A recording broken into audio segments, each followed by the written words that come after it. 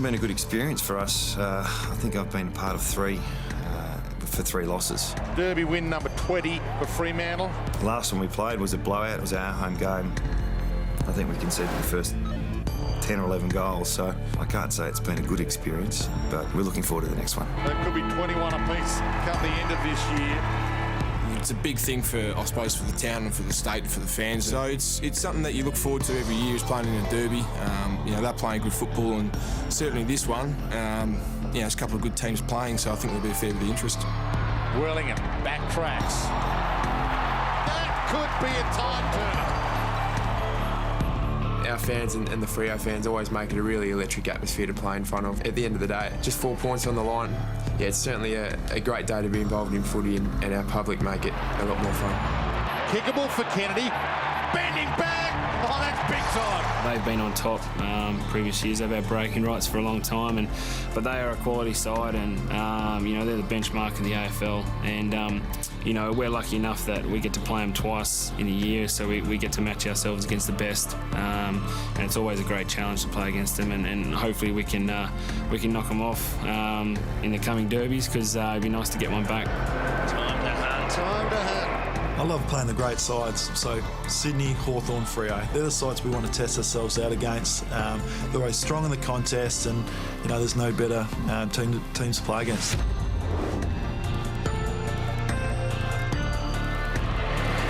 Yes, they don't get any bigger. It's first versus second on the ladder. It's 21 v 20 across all derbies, and the finals are just 4 matches away. The Eagles first out onto the ground, looking to maintain their spot in the top 2 on the ladder. Hello and welcome along to Domain Stadium here in Perth. I'm joined by Jonathan Brown, who is very excited to be in the West to see what's going to be a final before the finals. Well, I feel like I'm about to be blown away here, Jared, because the Dockers are about to run out. This is a huge game, not only because it's a derby, because it's 1-2. This is one of the biggest games I've seen in recent years in the AFL, Jared. Absolutely, and surely Fremantle will be on the ground. A couple of stars missing, but also a couple of stars back in, including Nat 5. Yeah, Nat 5's the real key. He's had a couple of weeks off. I reckon a big part of the roar is for Nat 5 coming out here, Jared. We can hardly hear ourselves. Have a look at him. The crowd is going wild.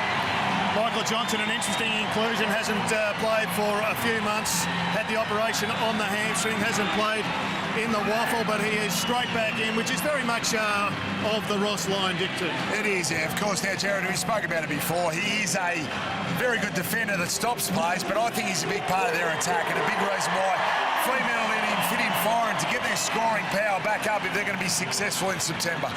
Massive roar as Ross Lyon enters the fray as well. Johnson and Fife back in, 2 of the real superstars of the competition. Yeah. What I'm really looking forward to is I think Serban will go after Shuey. They need to match up on Shuey. He can really get off the chain, so they need to stop him. We mentioned Johnson there before. Another big load falls onto Matty Pavlich's dozen for the goal scoring, but it's a pretty powerful unit. Got a funny feeling that Sandlands is going to play a fair bit up forward. They've made 3 changes, the West Coast Eagles. Josh Hill back in, Bennell for his 7th game of the season, and Callum Sinclair back in to assist with ruck duties. Huge job. Lysette and Sinclair to be able to go head-to-head against Sandilands in the absence of Nick Nat. Huge job.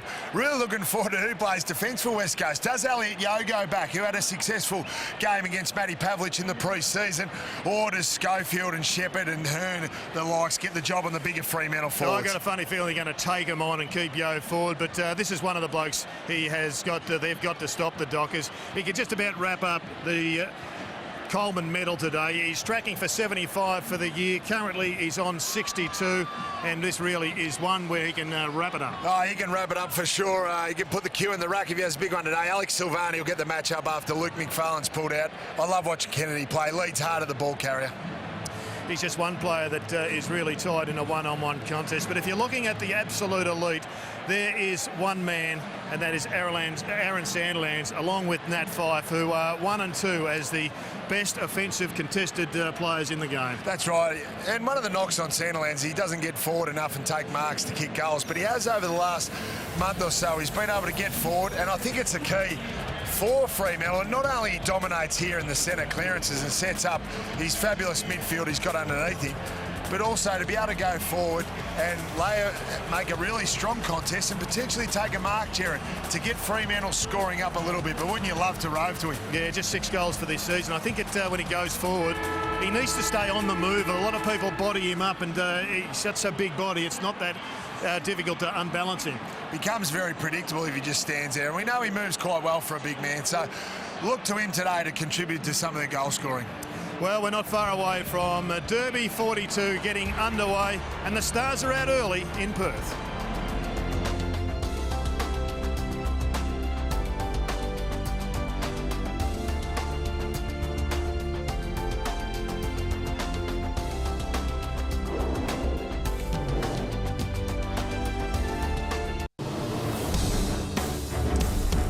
Welcome back to Domain Stadium in Perth for Derby 42. And for home and away rounds, it doesn't get any better than this. It was first and second on the AFL ladder at the start of this round. It's a full house, bright sunshine, smell of finals in the air. And it's great to have your company wherever you might be watching around the land. As we head back downstairs, teams going through their final warm-ups. And we welcome back David King. Well, it's an amazing atmosphere down here, Dwayne. To be honest with you, you can hardly hear yourself think down here. But the one thing the West Coast Eagles need to get right today is the correlation between their clearance winning performances and wins in terms of winning games. And have a look there, you can see when they've won the clearances head-to-head with their opponent, they're undefeated across the course of the year. They average +7 in their wins and -4 in their losses. Second best in the competition at scoring from clearances, up to 40 points a week. No Nick Nat in there today, so that'll leave a bit of a hole around the hit-outs. But Lyset's been fantastic, and I think he's fighting for survival. He's looking for an opportunity to become that first ruckman, or second ruckman if required, through a finals campaign. But Fremantle are no slouches. Second best in the competition, and the tallest ruckman in the competition, Sandilands, to lead the way. Saw the toss of the coin behind you, Kingy, and Shannon Hearn and Matthew Pavlich in the middle heading back. It really does have this maybe once in a lifetime year feeling. The Derby 42 right now. West Coast Eagles have won 21, Fremantle 20, as we told you in the pre-game. So Fremantle win this, and it's 21 derbies each, and who knows, we could actually see these two teams sorted out on grand final day this year. And given that there's a few VFL teams turned AFL teams from Melbourne that have never ever met in a grand final, it certainly would be a once in a lifetime moment for everybody in this state. There is not a spare seat in the house. It's a Fremantle home game, so you can expect a massive roars every time the Dockers players have an impact on this one.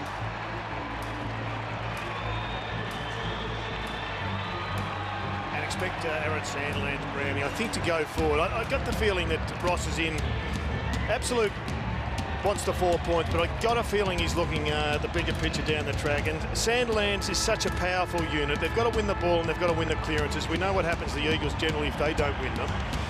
But when you're looking at trying to come up with a chemistry or a mix that can beat the top sides in the last 2 weeks, Sandilands in that forward line, I think, needs some more work, some more time. Well, even more so today too, Jared. If you look at West Coast undersized defence, it's been unbelievable effort to hold up all day. But McGovern is out again today, so I'm not sure how the West Coast defenders cope with the Fremantle tools. Silvani into the side again over the last couple of weeks, and this time he gets the opportunity on Josh Kennedy. And Fife starting forward inside 50 with Matthew Pavlich. So the biggest show in town is underway.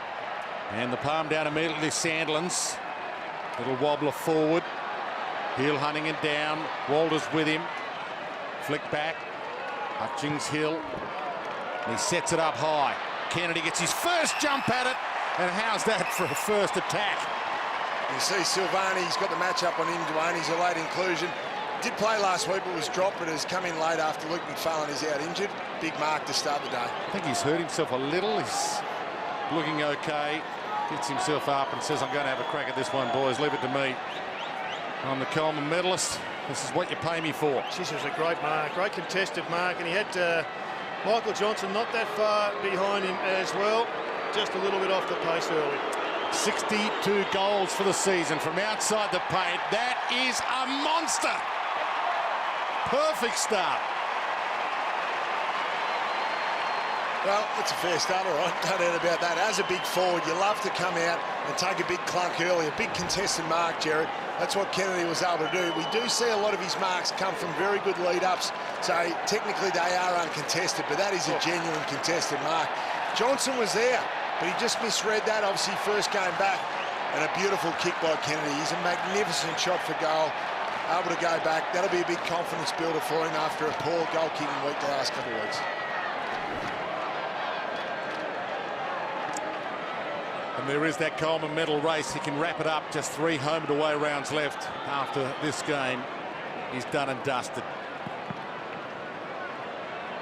Lysette in the ruck against him, Sandlands. Rosa, quick in, couldn't get the kick away. Sandlands, Walters. Good hands. Mundy to Barlow. Pavlich stands under it. 3 go up. Hearn let it drop. Pearce starting forward again. Misses. Well, it worked pretty well for them there, the Dockers, because too many players were drawn to Matthew Pavlich, including the captain, Shannon Hearn, who allowed Pearce on the ground, on the deck, essentially to have a free shot at goal.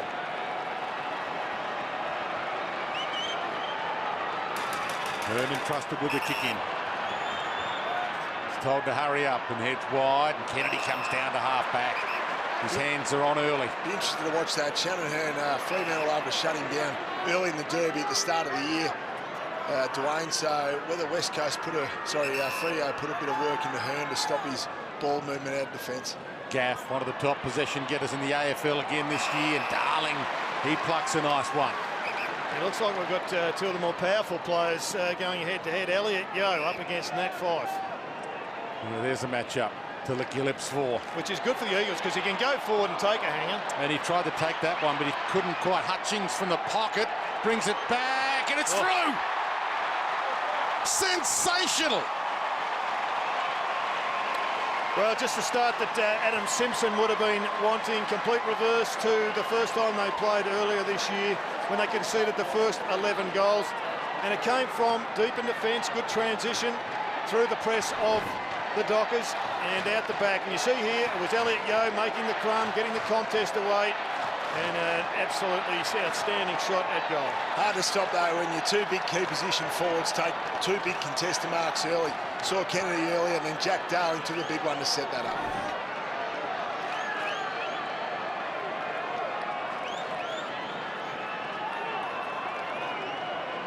Back in the middle, Fremantle home game, and the crowd a little stunned right now. Lysette and Sandlands again.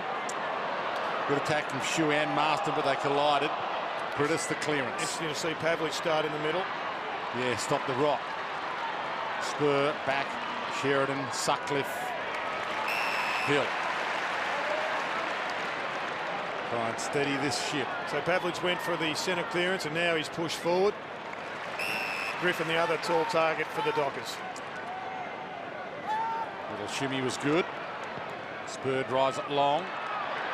Johnson's there, 5 for the big climb. Hearn, and that's on the full.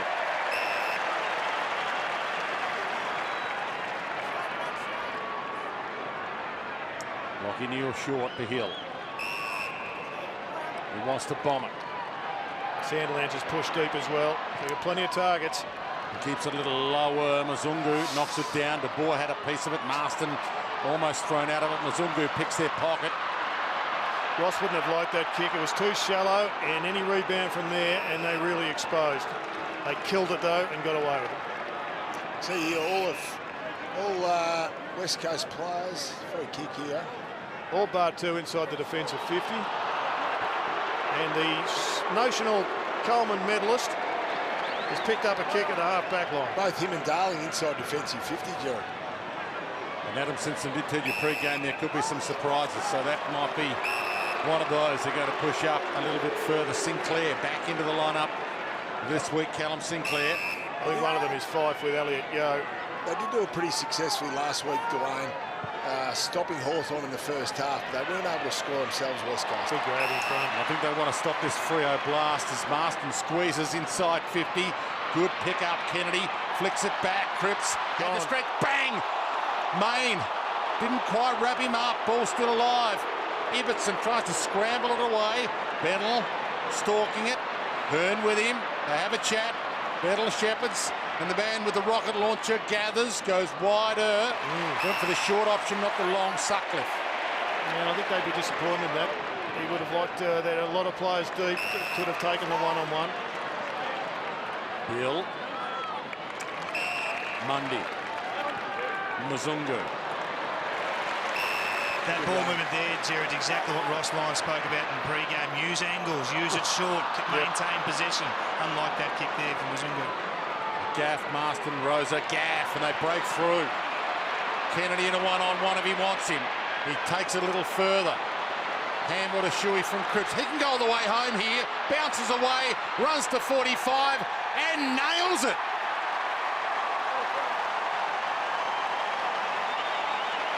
This is a concern for Ross Lyon, the Fremantle coaching staff. You can see now the motto for, or the MO for the Eagles is get all their numbers up in the Fremantle defence and then just slingshot. And they're doing that really well. They could have gone to Kennedy then, he was one out inside 50, but have a look at this run. Really well set up by Gaff, who we know has had a good season, well supported by Shuey, but they just used up all their numbers throughout the midfield. Then they caught all the defenders for Fremantle on the hop. Good finish.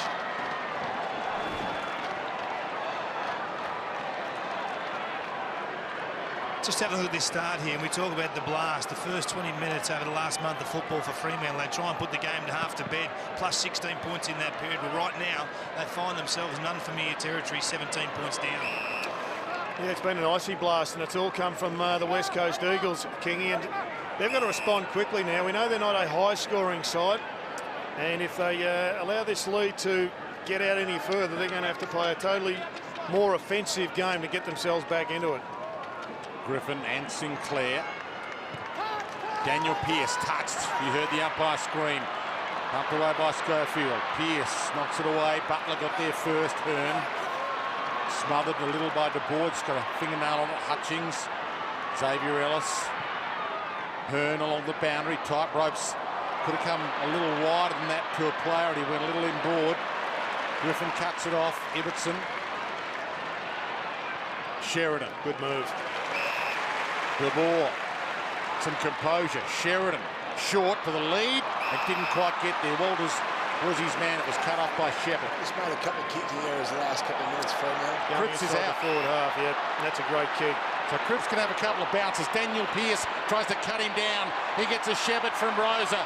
Kennedy short. He ignores it. Goes longer. Lysette with the reach. Silvani, good punch. Didn't just knock it down, got it across the line. Yeah, I think it was the wrong option though. Josh Kennedy well and truly got off his man. Needed to just go short, take the easy option. Kennedy goes back and has a set shot from 40 out. Griffin, Sinclair in the ruck. Just winning too much contested footy at the present time for Ross Lyon's liking. He said at the top of the program, doesn't matter what style of play you implement, it all starts with winning the ball, and they haven't done it yet. Prentice caught. Gaff centering kick, dangerous spot, and Kennedy had a piece of it. Hill makes it somebody else's problem. He makes it Walter's problem. It could roll all the way to the boundary, and he'll get away with it as well. High, free kick. Well, it's a good contest by Wellington. He really did make Walters work hard, and the pressure is unrelenting on the Docker defence. Sits it up long. Front spot, Sinclair couldn't mark it. Ibbotson, backwards to go forward. Johnson, Sutcliffe, De Boer had to get there and did. He's got a chance to take a breath. Sutcliffe. Fife, if he can get up. Oh, he got up all right. Well, he went underneath him. Wow. Yes, back from that groin, missed a couple of games. Great to see Brownlow medal picked for many, back into the action. Had to work hard for his first possession though. He's got a few mates that still haven't touched the ball in the Docker Guernsey. Subin. Back in Fife's direction. Hill has to go. He's Hill had plenty of it.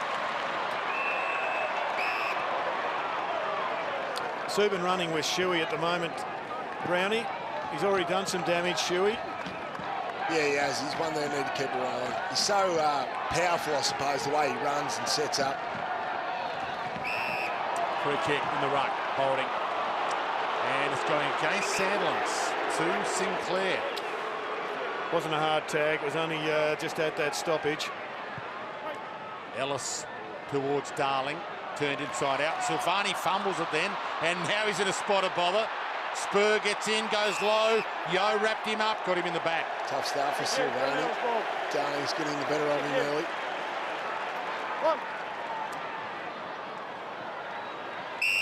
Spur to Neil. And the two-time Ross Glendinning medalist puts it out of play, and that might be an indicator of some nerves. Yeah, they're making uncharacteristic kicking mistakes. Dwayne early on in the game. We've seen 3 poor kicks now by the Fremantle Dockers players. Sandlands, Sinclair. Sandlands with a huge palm on that. Yo held his ground, rode the bump. Kennedy's direction. Darling there, tried to crash them all over. And almost searching for the line. It's knocked towards the line. The umpire has a look. It says there were teammate rights there. So send it in. See Michael Johnson there on screen. A big task. He's already been moved on to Josh Kennedy. First game back for 10 weeks. To Ruckman tie up again. Holding this time to Sandlands. Just having a look at the mechanics of what Adam Simpson's trying to do. He did suggest to you guys in the pre-game that he was going to try something different. I think they're running, carrying the ball through the corridor and in the forward half of the ground, not wanting to kick long, rather run and carry and use the ball short.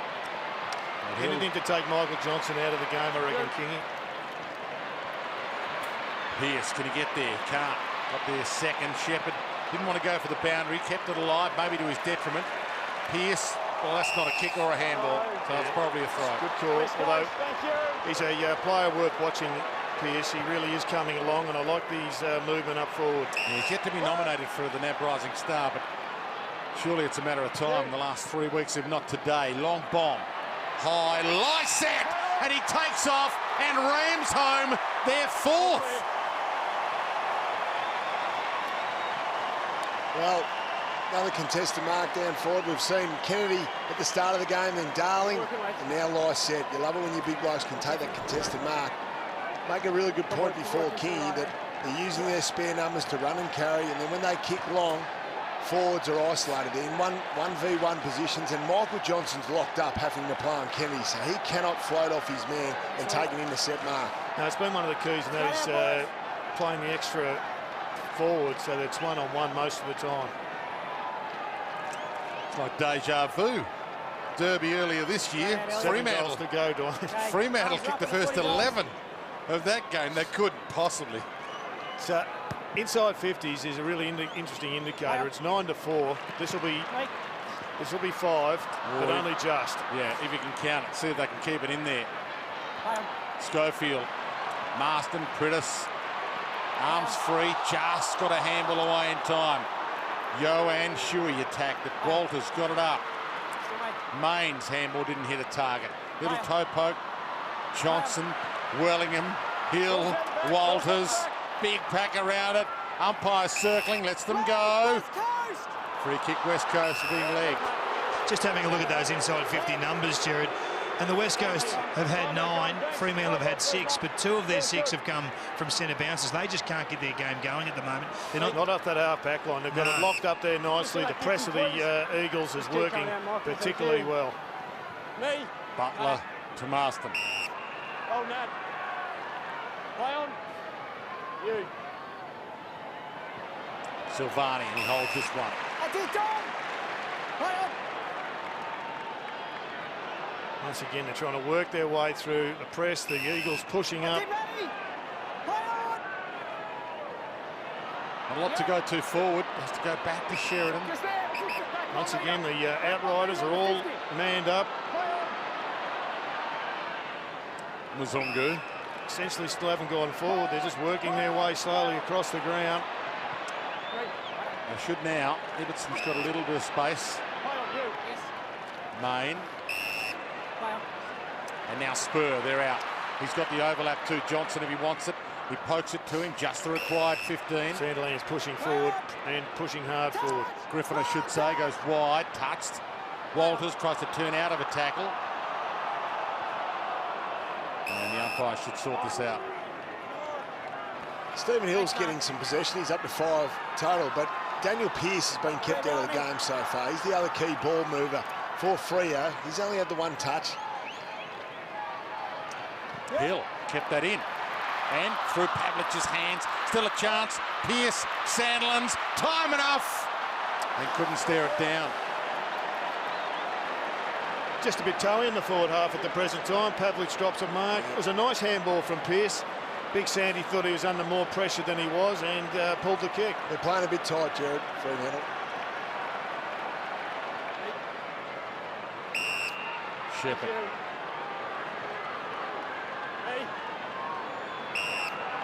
Hutchings. Well, the one big difference. Subin cut it off.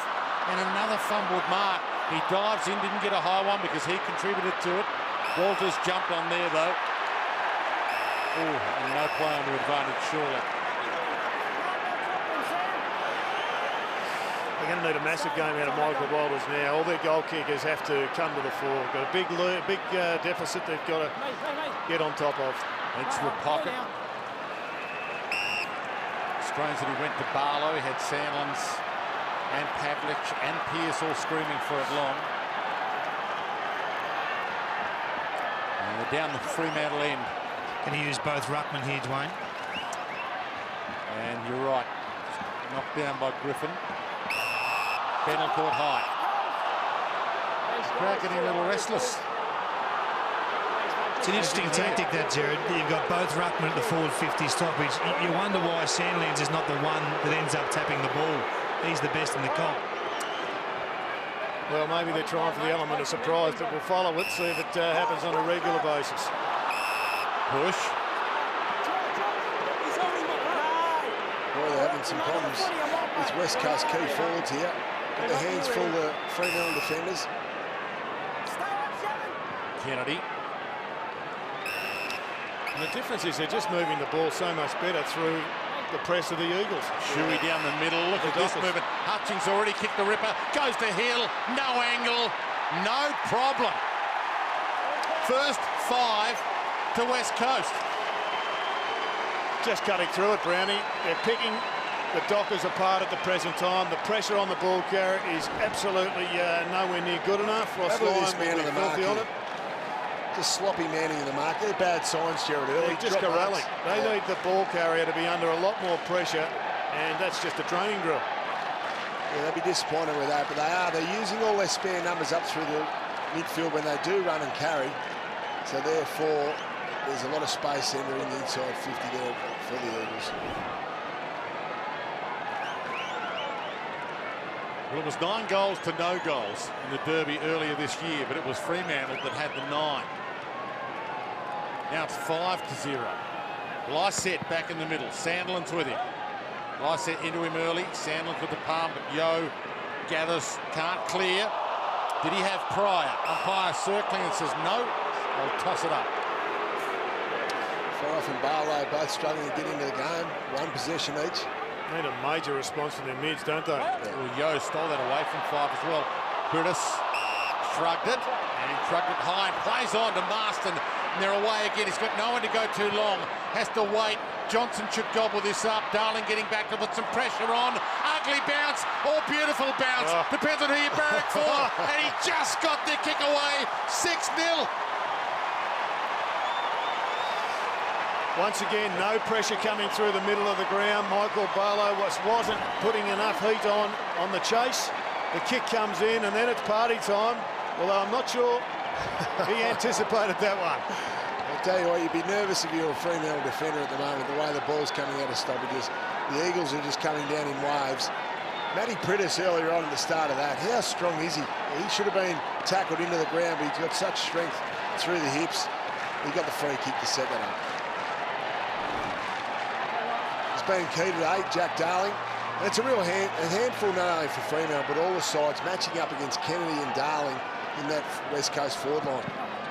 Well, it's his 100th next week, Jack Darling. And a pretty good 99 so far. Fife, finally a clearance, and Pavlich finally a mark forward. Short, Chris Mayne. And this, no need to tell you, is a huge kick. Interesting comparison to preparations, Brownie. Fremantle played the Saints. Game was over at quarter time, essentially. Had a very soft win. And the Eagles, well, they were just a couple of kicks away from knocking off the Hawks in what was a major test. That's a really good point you make, Jared. And more often we see that now, don't we? The harder preparation that a side has, the better they go the following week. Chris Main.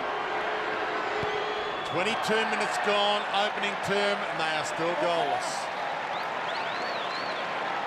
Thanks, Matty. That's good. Ross Lyon moving a little uneasily in his chair, as are the majority of this crowd.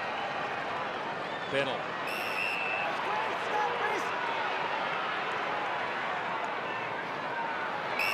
Gaff.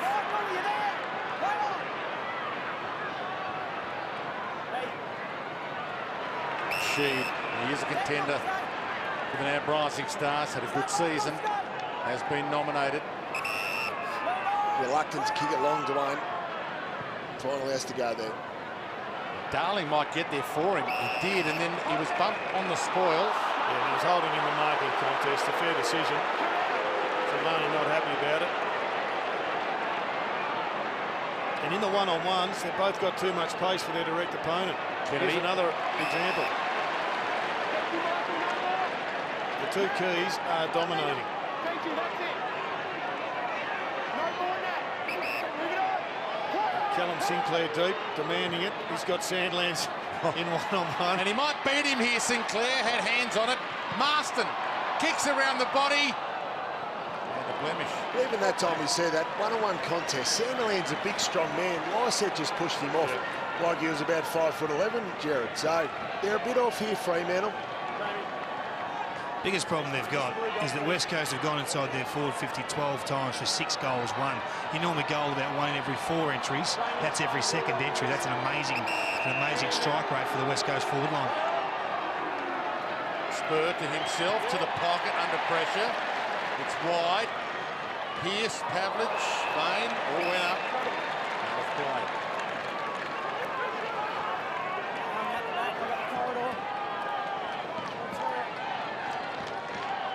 Fremantle led by 79 points at one stage of the Derby earlier this year. West Coast got it back to 30 points at the final margin. Fife under some pressure. Can't really count that. Hutchings off Bill's chest. It looks like they're already concerned about Matthew Priddis's influence on the game. Nick Serban has gone to him as a hard tag. Priddis, have a look at that man. Very strong. Sets up all that play. You're going to tackle him. You need to tackle him to ground. Sandilands off. Griffin into the ruck. Knocks it straight down to Shuey. Found some space where there was none. And the goalkeeper just knocked it over the crossbar. They're getting slaughtered at the stoppages at the present time, Brownie. That was another one that could well have resulted in an easy goal, bar for Hill getting back quickly and playing the goalkeeper's role. Griffin. Hearn out wide with Pearce. Pearce, good hands. The way back to half-back. Zungu's there. The ball floats in. I don't think she thought he was going to go for it. He hands it off to Walters. Better movement this. Chris Main. He's got Griffin running for him inside 50. He's also got Mundy. Heads toward Mundy. Priddis with him. Mundy too strong. And finally some potential relief for the Dockers and Ross Lyon. Just looking at the throw-in clearances, it's 5-1. So that's something they need to address. Yeah. Just over 1 metre now, 1 metre. See there, Mundy takes the mark on Priddis. That was the initial matchup. Priddis and Mundy were both playing on each other. However, now Ross Lyon's identified that Priddis is starting to become a problem, so they've moved Serban onto him, but he's one chance for Mundy to get one back. Well, it won't be the biggest goal that's kicked this year. I'd say the one just before the siren against Richmond would be number 1, but this would be close. It's 6-0. And finally, the crowd gets something to roar about. And there's going to be need to be a succession of those if they're to get back into this. But from an energy perspective, Brownie, just the body language, they're nowhere near as up and about as the West Coast Eagles. Just going back to those clearance numbers, they're dominating the hit-outs, as you'd expect with Sandilands. Griffin obviously is also there as his partner in crime, but they've had 12 to just 4 hit-outs, and yet they're not dominating them.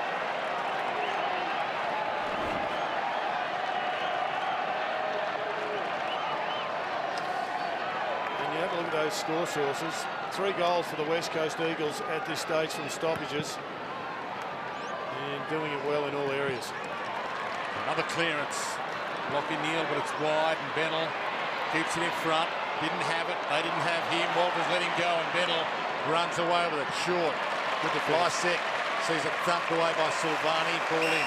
You see this ball in. This is where West Coast dominance has come from, Gerald. They've been able to dominate the throw-in clearance numbers. Let's see how they set up here.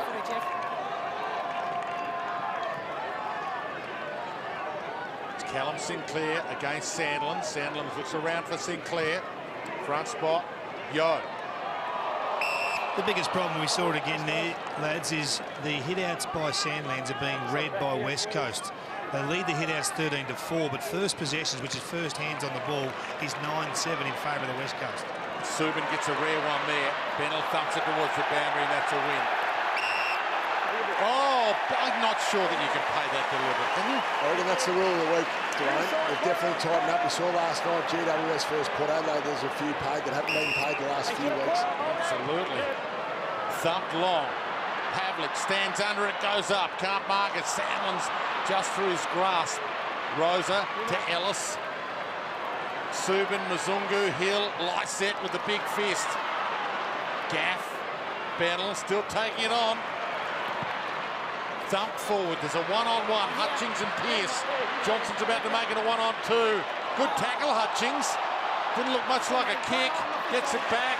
He's impressive, this kid. Does Pearce. That is a moz of top quality, but he is an impressive kid. And as is Hutchings, since he's come into this side, he's given them a bit.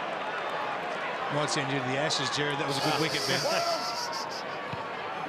Gaff sits it up. Kennedy out of position. Yo stayed down and got one for too high. And he may be within range. Well, this is a mess at the moment for the Dockers. They're spoiling each other. Coming in hot in the head. Giving away free kicks. Slow the man up. That's right, giving away these free kicks inside 50. This is the time we've got to be really careful, Jared, with free kicks. But they're a bit off. And he has been a direct reason why West Coast have improved from 9th last year, Elliot Yeo. Can he make it 7 goals to 1? Gets a lot on it. It's coming back. Never doubt. That is perfection. Yippee-yo-yo was just sunk the 7th one, Dwayne, and Brownie, and he did it really impressively. That just moved from right to left on the breeze. And as you said, Dwayne, he is one of the reasons. He'd be one of the outside contenders for an All-Australian squad position, I think, from this group, off the back of a relatively sloppy tackle. This is what he can do. He's very powerful through the legs, very strong kick. This would break the Brisbane Lions supporters' hearts. He's a star, this kid. And yours. And my heart is broken. You know, he's great to watch, and he's very versatile as well. Today they're taking on the Fremantle midfields. They're playing Yo in there when potentially you thought he could have played back, being a little bit undersized with McGovern's injury. Back in the middle. 30 minutes gone in this term, so the players know the siren not far away. 1 minute left on the clock. Fife manhandled, not caught high according to the umpire. Pavlich gets himself a clearance, kicks to where he'd like to be, but he's not there. Schofield. Butler the relieving kick. He hasn't got a lot on offer. He's got Marston out wide. That's the safe kick. Thank you. And Ross has gone to a move that he produced against the Magpies, where they were really struggling to get it away, and that's Stephen Hill just lurking across the half-back line. He's pushed up now, but he's the spare across the half-back line.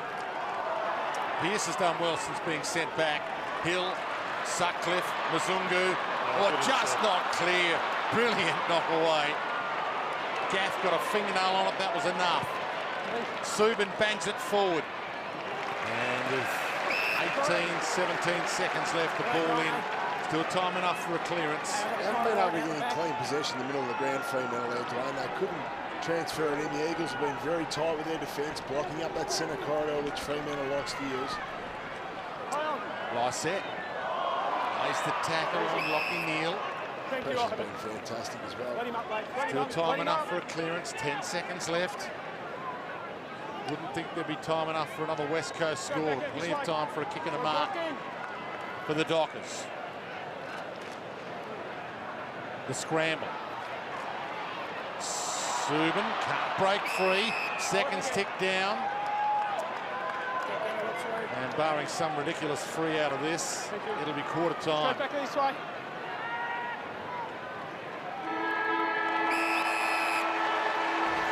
Tepid applause. It's a Fremantle home game. A stunned crowd at Domain Stadium. Derby 42. And it's not going to plan for the top team in the competition. The Dockers 1-3-9. West Coast 7-2. 44.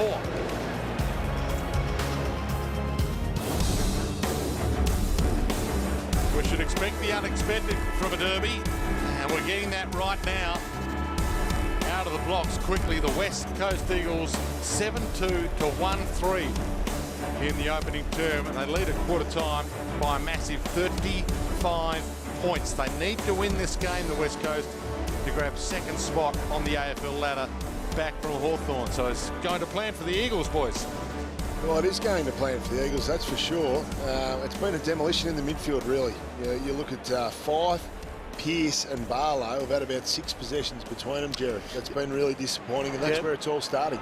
Their pressure has been superb, though. It's like we're seeing two sides at different ends of the table, not one position apart. They've had poor skills at both ends of the ground. They've fumbled when they had opportunities to kick goals. They've fumbled in defence, given away poor free kicks against. The Eagles' pressure has been quite superb, and the great thing for the Eagles is they've had 7 individual goal kickers, which is been absolutely magnificent. 4 goals. You can see there, David King.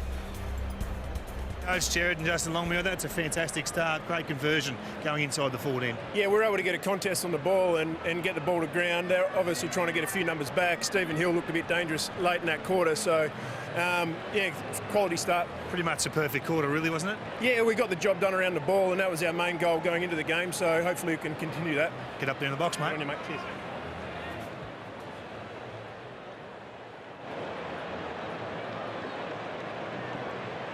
Yeah, he'd be pretty happy, wouldn't he, Justin Longmuir? That bloke wouldn't be too happy at all, Rossi Lyon. They've been a bit off, though, Jared, I think. We've seen mistakes, so we've seen a lot of free kicks. You look at the free kick count, 11-4 in West Coast favour. That tells you there's been a little bit undisciplined, a bit of sloppiness by the Fremantle players. There's been poor manning of the mark.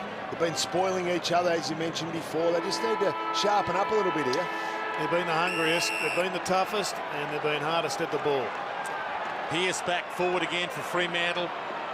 Boulders, Pavlich and Griffin all standing inside 50 for the Dockers. Sandlin's in the ruck, knocks it down to Subin. Tried to get away from Shuey. Hutchings had it, gave it to Sandlins, gives to Mzungu, and he bangs it long. Over Pearce's head, though, and Shepherd backs back. Good grab. Just edged his player under the ball and then read it best. Flopped back into the space. Courageous. Wellingham tips it a little lower than he would have liked to. Daniel Pearce. Main. Sandlins gives it up. And Hill gets there to take the mark at half forward. I think the other thing, Brownie, you'd like to see from Fremantle is to get a bit more spread in that forward line. They've long bombed it to about 8 players half a dozen times. They have them both down there. They went for Pavlich that time. I thought Sandlin's going to be an option inside and fence and Ibbotson collide. They haven't been able to get any quick ball movement going. That's why, Jared. They've taken quite a few marks for you, but it's all been chip style. Here's Sandlins again. Pavlich shepherds for him. He goes up the big man, and it worked to perfection that time. That's exactly what you want to see him on the move. When he's stationary, he gets unbalanced. Blokes jump into him all over the top of him, etc. But he's come into that one on the move. Still had a couple of grabs, but has given himself a genuine chance now to kick their second. Had a good last month going into the forward line. Fremantle really need this to happen, Jared, for them to be a chance in September. He's in the queue for an All-Australian spot again, Aaron Sandlands, and he misses to the near side. And if he can add a couple more goals to his name, he might move up the queue a little. And there's Ibbotson. Good mark under pressure of the fence. Bounced up pretty well. A little fitness test on that shoulder, Jared, just coming into the finals. I think he passed it. I mean, it's a short-term pain in missing the goal, but it's such a big asset to have Sandlands taking grabs close to goal. Hill back to Spur, thumps it long. Pavlich won't get there. Chris Mayne floats in, and there's a free kick against the Pavlich. He shepherded well for Sandlands because he stood there as if he was taking the mark. That time he moved into Schofield's line. Good decision. One of the rule alterations this year, it's been a good one. Schofield wide. Sandlands and Sinclair. Subin backs into a tackle. Shuey wraps him up. Hutchings made him feel it as well. Thanks, boys. I'll take it. Thank you. Thanks, mate. Back to you, please. Fremantle has won the past 6 derbies. And right now they are under immense pressure. Taken out of play. That was after the West Coast won 14 of the first 18. Just now, see there. All of a sudden we've got Fremantle a chance to level it up 21 each. Just see there, Dwayne, they've changed that match-up again. Subin is now over to Shuey again. Mundy back to Prittis. Prittis gets that clearance. Lysette, Johnson, Ibbotson, Johnson. Took on Lysette. Has he won yet? He has. Sheridan, it was a hard task. Neil. Courageous effort from Michael Johnson. When you haven't played long for a while, your legs are generally a little bit rubbery at this time of the game, Brownie, and to try and do something a little bit more athletic than normal. Especially when the ball's flying down there from the West Coast midfielders. Very courageous. First game back into the lineup since round 10. Griffin floats in front spot. Daniel Pearce hacks it clear, one-on-one. Schofield, Pavlich. Schofield does well. Crowd didn't agree with it. Wellingham, Shepherd, Hearn. Got Ellis back as he's out if he wants to. He's also got Bennell out wide. And Bennell can go. Open space ahead, but no West Coast players. Ellis.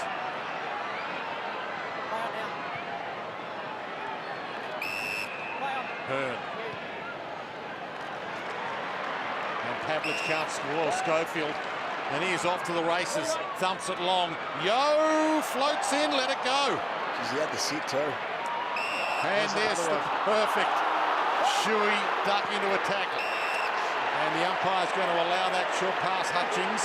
They like their ball movement today, Jared. Has been superb. Set up by really good kicking. Then when they get forward of centre, they take off. Good initiative there by Schofield. You see the free kick here to Shuey. Number of high free kicks against the Fremantle Dockers today, and that was definitely there. Good quick thinking by Shuey to centre the ball. Kick one in the opening term. Mark Hutchings.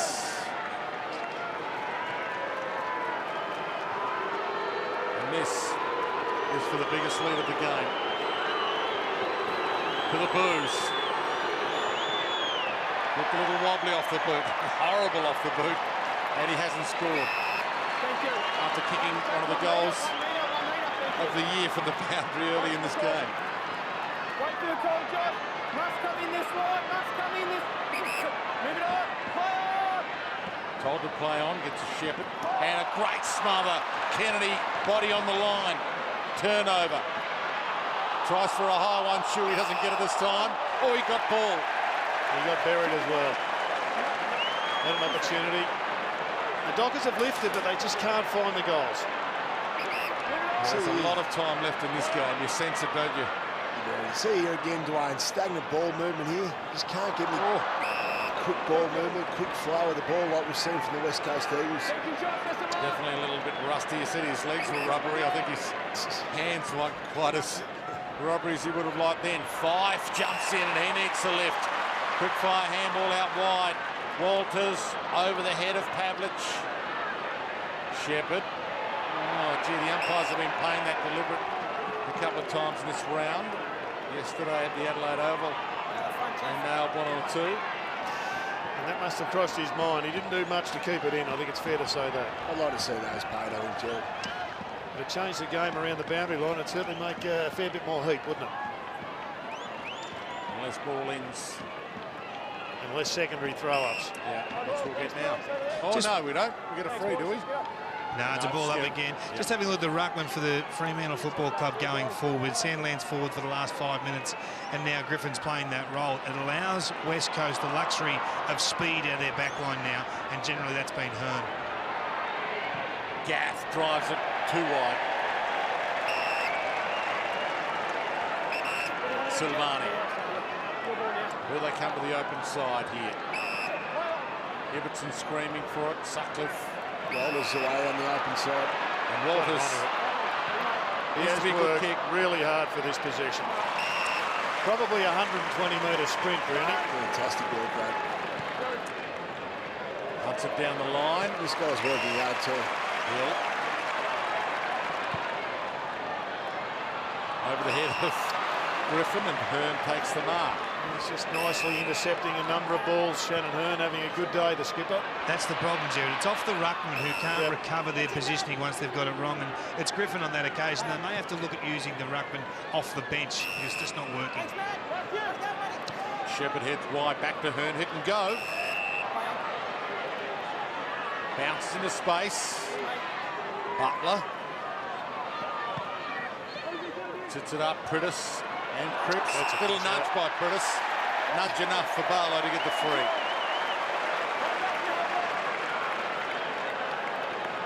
They're normally very good in the derbies, just struggling to get going today, Barlow. He's won 2 or 3 Glendinning medals. High to half forward. Sinclair couldn't take the mark. Ellis drags it down. There are 3 Ross Glenning medals to Michael Barlow. Shared one of them with David Mundy. Certainly a long way off for today, Dwayne. Plenty of time left in this. Hill. I guess the status of the game right now is they've stopped the bleeding. It's about neutral, but they trail by 34 points, so they're going to have to do better than just breaking even. Johnson sees Pavlich long. Steps a couple, goes inside to De Boer. Pavlich still screaming for it. He's short now. Overlooked. So now they've only got the ruckman long. Yes, they go really wide. And that's why they're struggling to score, because they're getting pushed wide to Walters. We looked at that pre-game, Jared, that the amount of times Fremantle want to hit that central position inside 50. They did it really well against St Kilda last week. They were able to take 7 marks inside 50 in that first quarter. Most of them from directly in front. West Coast done their homework. They're making Freo go wide. His heart would be pumping here. He's had a couple of splendid efforts in the last couple of minutes. Michael Walters opens up the angle.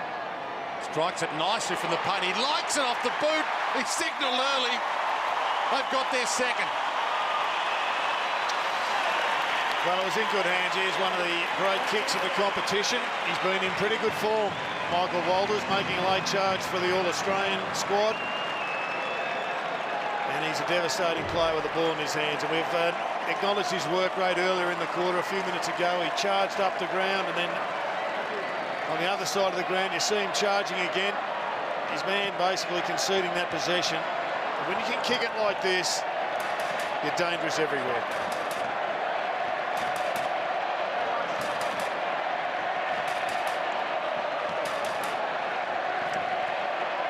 Ross Lyon, as the Freo chant rings around Domain Stadium for the first time today. Sinclair in the ruck against him, Griffin. Quick in off the square to Boer, throws it to Griffin. He's thrown out of it, throws the ball away. Rosa, Benley. Better pressure around the ball from the purple. Ibbotson starting as always as that extra in defence. Now pushing up to guard the rear of this stoppage. Mundy, third man up, Fife. High clearing kick. Pearce flies middle of the pack. Had a big piece of it. Schofield goes to ground. West Coast free. It's an interesting one because he went down low and nearly took the ball's legs.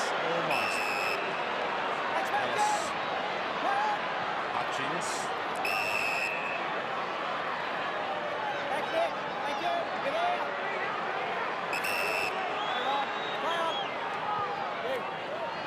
Johnson's going to have to go. Hill went way early into him.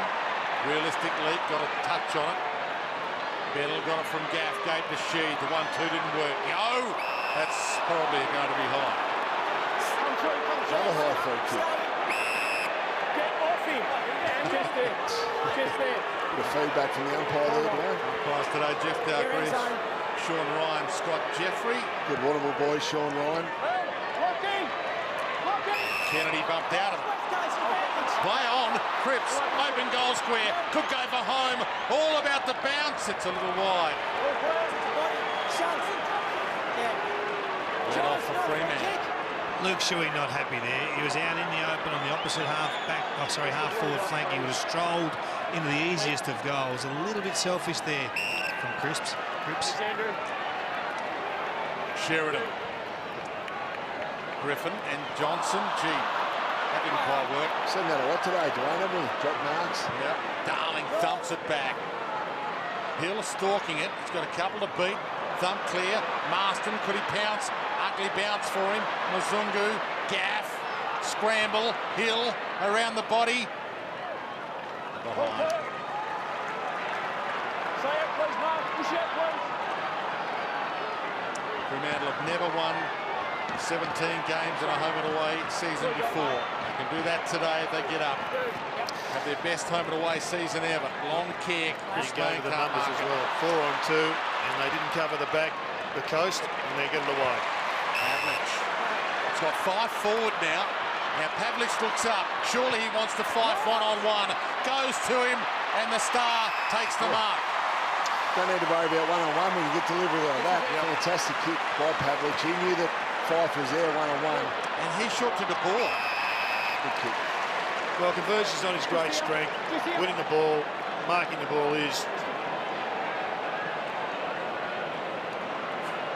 So he's laid it off, but it was a really good kick-out strategy. They got the outnumber, the 4 on 2, got the ball out the back. It was good precision ball movement, something we haven't seen too much from the Dockers so far today.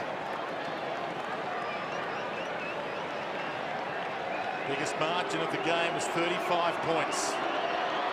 De Boer to kick Fremantle's third. Just straight through from behind. At the West Coast end. Thanks, Chris. I think what they've got to be chasing here, Kingy, is a couple of repeat entries. It just hasn't been a strong point of their game today. Oh! That's play on. He kicked it straight into Chris May. We've had one fell behind play here, boys. They've done on the wing. Gee, a little bit happening here. Bring it down. Guys, he's on report. He's on report. Did you hear that at home? Josh. Yeah. It's downfield, Josh, let me deal with it. Let me deal with it, guys. Let me deal with it. Let me deal with it. Let me deal with it. Let me do it. Alex. Silvani's got a rip jumper. It's the greater advantage in the middle. I think he's in a little bit of trouble, Dwayne. Yeah. So it's Shepherd that's in the hands of trainers. Listen to the umpires here. Saw a couple of weeks ago. I reckon. Hang on, just right. Just take him off. Just take him off. Sharon. Well, if he's concussed, they can stop play here. Thank you. Jeff, you go. Just there. Just wait. Wait. Dino, you've got that. Blood rule? No. Is there a blood rule, Jeff? I think even if it's a concussion, they can stop play here. It's on the wing. He goes down. Doesn't look like there's a lot in it. Cripps went to stand in front of Silvani, who was trying to work his way over the contest. There's no blood go with it. May have been a clash of a shoulder into a head or a head on head. So the umpires have said keep going. I'm not sure you're allowed to do that, though, Brownie. It's a pretty vicious act, 70 metres from play. Whirlingham long, spur, front spot, good chest mark. Yeah, I'd be interested to see King. I'd have to disagree with you there, mate. I think he was just running and got surprised by Cripps, who stepped in front of him, but we'll wait and see. Lockie Neal through his hands. Marston to Prittis to make them pay. Gets it to half forward. Sinclair looks up. They're all running. Gaff, he could load up and go all the way himself. Goes inside to Hill. Precision, and he misses from there. And could that be a momentum turner? Well, there was a couple there. Neil dropping that mark, and then that horrendous half dribble kick. It's just staggering why players just don't do it properly. That's all you have to do, just do it properly. You can't give a sucker an even break. To give Fremantle that kind of let-off. Sutcliffe goes wide, and now they are out, Fremantle here. Subin's got Daniel Pearce. Daniel Pearce can go. He can take on Callum Sinclair. Pavlich short. It sits on him and thumped out of play by Shepherd. He's looking okay. Delivering the Pavlich hasn't been great today. So he's moving well, Jared, but he just can't get a good enough crack up. We left for him this to It's a beauty. There's nothing wrong with the drop punt. Especially from 2 metres out. Nothing wrong with a drop kick or a You don't get extra points if you make it look good, do you? Could have kicked that over your head from there, Get Jared. on the replays. Now through a couple, and that's going to roll or behind. The story down here, Dwayne, is Jamie Cripps is on the bench. He's holding his jaw. I think he's in real trouble here. This has got huge ramifications in terms of the report. He just doesn't look quite right. He's just getting to his feet now. I'm certainly worried about that jaw or the joint above it where the two bones meet. He's off to the rooms, boys. He's not looking well at all. He's very groggy on his feet. He's just walking around the boundary line now. Apologies for that. I thought it was Shepherd initially. Hill, couple of dance steps. Well, he's working hard to get them back in this, but he needs the forwards to be able to execute in front of sticks. Fife after Walter's big leap, and the umpire says Walter's leap was unrealistic. He's a powerhouse Fife, isn't he? He really gets up off the ground. Unfortunately missed that. Would have been one of the marks of the day so far.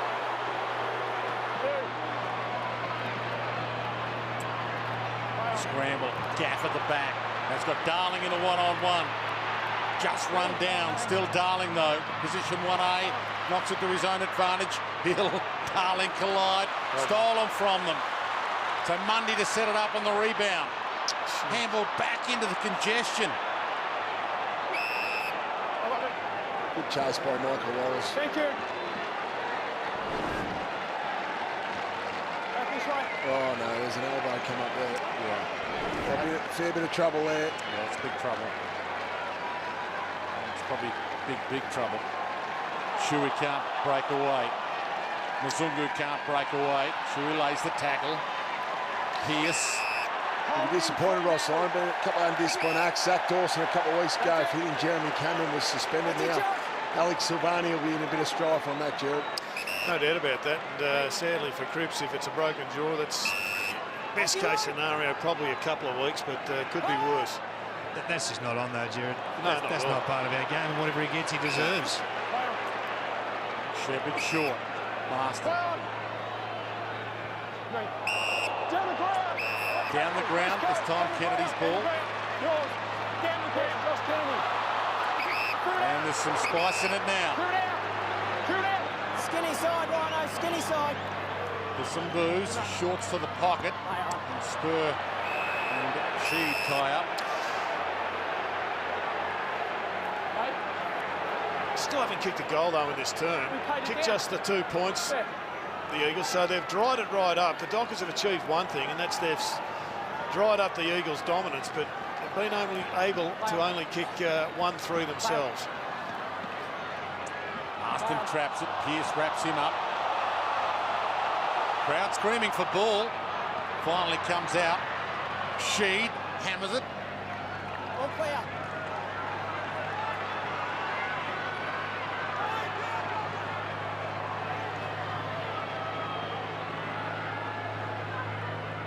Sutcliffe. Thank you, Jack. Neil. Back to Sutcliffe, back to Neil. Short to Sheridan. Thanks, Josh. Thanks, Pat. No. Play on now. Luke, get out. Stay. Crowd not really enjoying this. Spur. Alex Pearce. Thanks, Matthew. Play on. Spur. He's got Mzungu short and he's got Neil short. He goes even shorter to Sutcliffe. Wasn't intended for him. Neil. Somehow it's going to work in the end. Mzungu. Mundy. And now Main over the top. He's got the ball out wide. And he went the shorter option to Spur. Caught. And taken out of play. They messed that up in the end. Well, that's why they're struggling to kick goals. They're just not getting it in with any speed. That was a handball chain. That's sloppy their skills. Probably didn't go all the way out that one, so they got a free throw there, the boundary umpire. Hill flicks it inboard to Bennell. Since it was another boundary throw in that they exposed Fremantle badly at. So Kennedy can line up from 50 metres out, directly out. As you mentioned, Jared, they hadn't kicked one for this quarter. They're about to have their sharpshooter perhaps kick there first. Got a bit going through his mind, that man, Alex Silvani. Certainly that was hard to stop, though. Just coming out of the stoppages far too easy, West Coast Eagles. Shuey again, it's been very damaging. Never been All-Australian Josh Kennedy, but you'd think he's a certainty this year. Slight stutter with the run-up, drives it long, drifting a little offline. Had a few let-offs in this term, Fremantle. Absolutely. They're keeping the door open. Browning. You see here the ease here. Now, Silvani did slip over. This has happened a lot. Fremantle, the West Coast forward 50. Kennedy's in there all on his own on the back of some really easy stoppage clearances by the West Coast Eagles. That's a nightmare for a defender, for any defender in the competition. And Silvani, rip jumper, as Jonathan Brown said. Especially for one who's contemplating time on the sidelines as well. They might have time to sew it up, Browning. Collision. Mundy goes inboard again in the congestion. And called too high. It looked like he ducked into that a little. So the sub now on McGinnity. For the record, the sub, Hayden Crozier for Fremantle. McGinnity, the sub, heads wide, looking for Darling, half held. Hill bends it around his body. Touched. He looked fully held to me, Dwayne. Darling is very stiff not to get a free kick.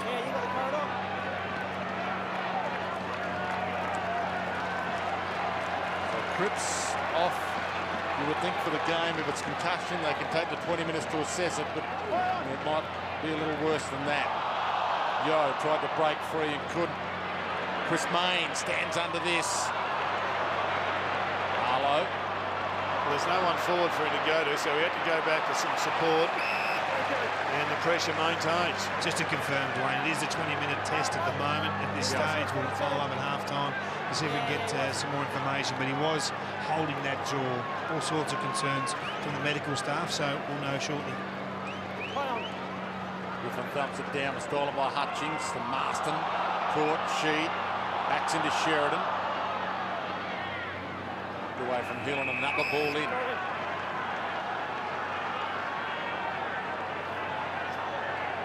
With 7 goals to 1 at quarter time. It's now 7 goals to 2. And we've played 25 minutes in this second quarter.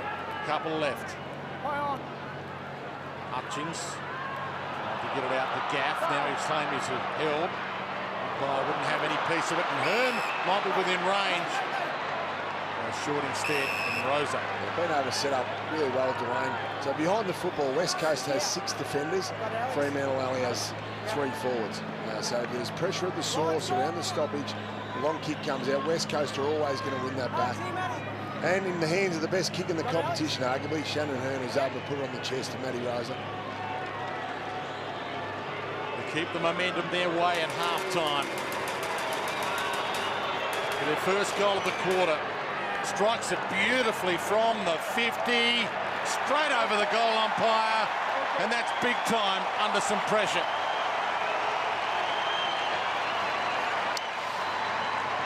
Well, they were keeping the door open for them, and that one justifies all the hard work over the last few minutes where they've had a lot of territory. And again, it came off the back of just a sloppy kick. The handball was okay from Mundy. It had to go to either a neutral ball or to their advantage, not going straight back to the Eagles. Very good finish, tough pocket. Biggest margin of the game now, 37 points, 1 minute 16 left to half-time. This is one area where they have been dominating the Dockers, and that is at these centre clearances. Recalled, so a couple of seconds off the clock, down to 1:14. Sandland, Sinclair. Sandlands. Five. And Prittis wrapped him up and he lost it. McInerney. Shui. Sheed. Short. Set puts it to grass. Gets it back again. Back to Sheed. Really could have hammered home the advantage there. McInerney not caught high. Hill. And again they get away with it, Fremantle. Bouncing ball in front of Griffin. Pearce. Dockers, can they steal one back? They've got no one forward for Pearce to go to. Handballs to himself, lets it bounce, takes it out.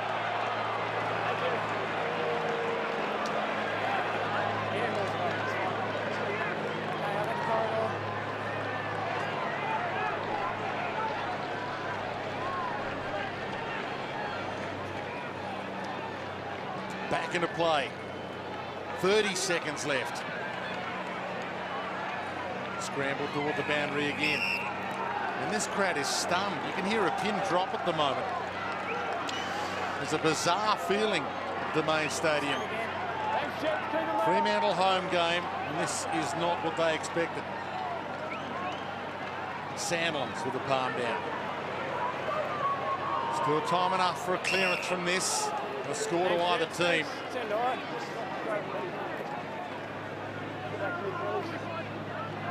Everybody one kick from the ball. Down to Fife, tried to back his way out. Prittis wrapped him up. Neal got it from Spur. Dangerous kick. Kennedy lurking, and he might have the last say at the half. He would really need to get onto this. He thinks about it. He launches it. It's long. It's strong. Not strong enough. And it doesn't score. And that would have hurt. Fremantle, top team in the AFL, under siege in this one from the outset. And the West Coast Eagles stalking second spot on the AFL ladder to grab it back from the Hawks. 37 points the margin at the main stadium in Derby 42 at half-time.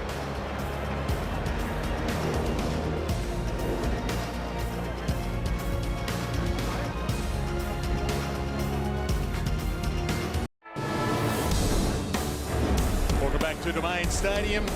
Second half not far from getting underway, and some good news for Fremantle's Alex Silvani, and some very, very good news for the West Coast Eagles. With that, David King.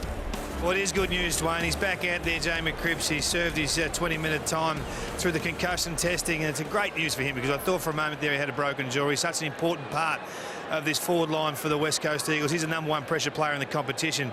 Let's have a look at what the difference in this game has actually been. The ability for West Coast to take the ball from their defensive half through the Fremantle press and right through the corridor with a string of handballs and short kicking has really exposed the Fremantle defenders to one-on-one contests, if not ran straight through their defensive guard. They've been fantastic in the first quarter in particular. They kicked 4 goals coming out of the defensive half. That just does not happen against Fremantle as a group. As a midfield, they generally stand up stronger than this. That overlap run was too easy. Adam Simpson will be thrilled with what he's uncovered today and what he's seen today with a smaller backline that has challenged them. There's the kick here, you can see going out long. If you drive it long and give it some air time, some hang time, you tend to turn the ball over against a set defence like this. Second half underway. Sandlands down to 5. Back to Sandlands, and they'll get the clearance. Mundy got it back from De Boer, bangs it towards Pavlich. Almost the perfect start, might still be. Sidestep, gives to Subin, drives it towards goal and hits the post. Well, it's their best passage of play all day, bar for the finish of Subin. But it gives Docker supporters some hope that perhaps Ross has got the hairdryer out and taken a little bit of paint off the walls. Sinclair and Sandlands. Yo bumps Sandlands out of that illegal free kick. And the free kick count at the moment heavily weighted in West Coast's favour. Sheridan, and he sits it up. Pavlich stalking it. Pearce goes up. Knocked down by Willingham. Subin had a piece of it. Pav a piece of it. Subin again dives in, and has he jumped on it? It was really good vision you showed, Kingy, taking it straight down the corridor for the West Coast, but what really did stand out was just how poor the pressure on the ball carrier was. They weren't committed to defence in that first half, and they'll need to be in this next 15 minutes. I think they've been reminded of that at half-time, Jared. I think Ross got straight to them because that's their brand. That's who they are. If they're to win the flag in 2015, it will be largely because of their defensive assets and their press. And if they come from this margin back, 6 goals back, huge confidence boost. Fife breaks his way clear, and he sprays it. Sprayed it out the front of a couple of stoppages the start of this third quarter. Fife, they need him to get back into it. Mundy, another key too. Watch this tap here by Sandilands. Continues on his dominance. Yeah, that's brilliant stuff. And Fife has to become Fife again because he was just like he'd swallowed some kryptonite in that first half. Darling, great hands. He's strong today, Dwayne, hasn't he? Yeah, as he started the game, he looked good early. And I think it does relieve some pressure when you've got big guys that can come down and take that kind of grab. And that's a kick that's got to be cut off by the Pav. He's the skipper. He's got to be on board. Yeah. And here's Cripps. First contest after being hit to the jaw. Kennedy. Push. Silvani. New jumper after having it ripped and having his number taken.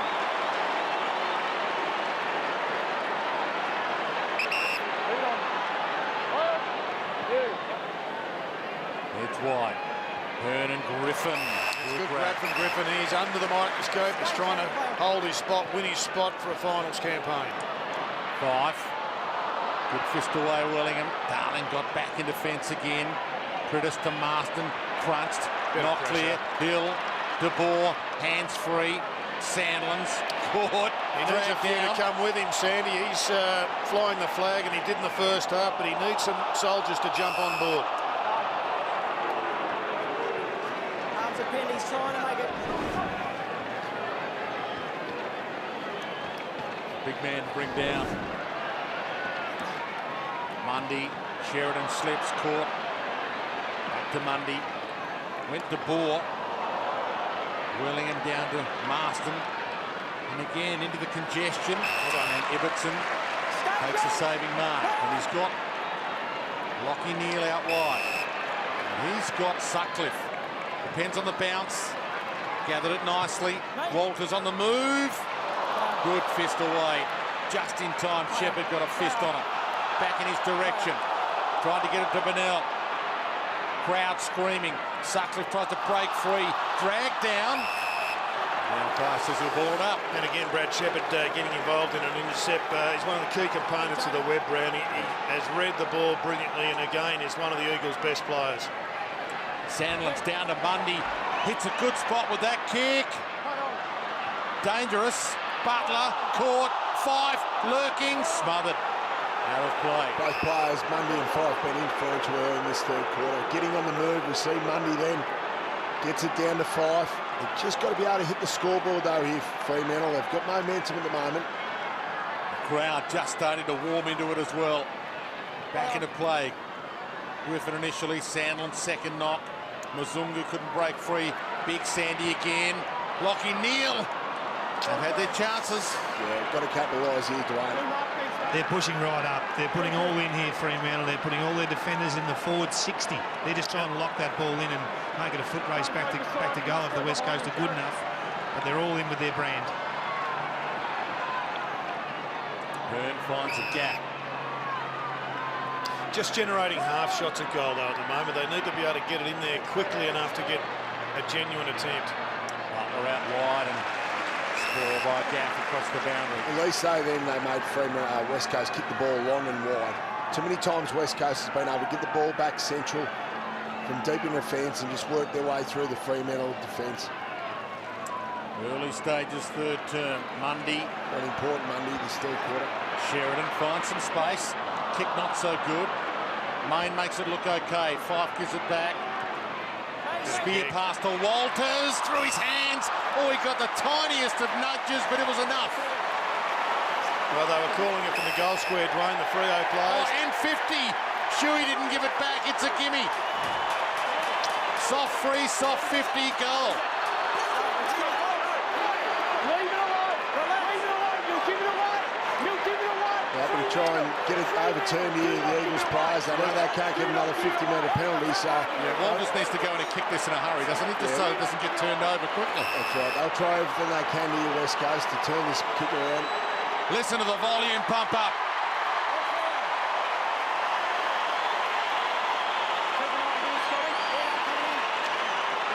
Well, the response has come from Fremantle as we expected. And the challenge has now been thrown down to the West Coast Eagles.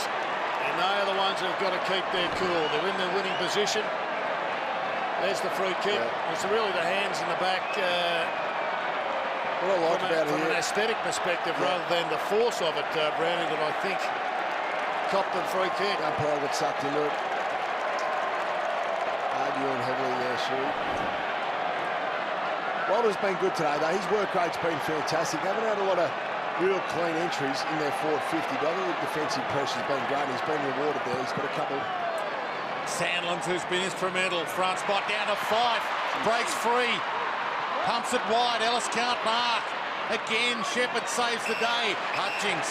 They pulled the trigger here on the sub, boys. Michael Barlow, after a poor day, only 4 disposals in the first half of football, has been taken out of the game. And Crozier in. It's not an injury. I think it's been a statement from Ross. Gee. All right, Prittis to half forward. Darling can't mark it. Neil, Spur, Daniel Pearce bangs it forward. Walters going to get up. Got there. Just didn't complete the deal. Prittis bangs it back. Darling again. Pearce ragged him out of it and gave the free away.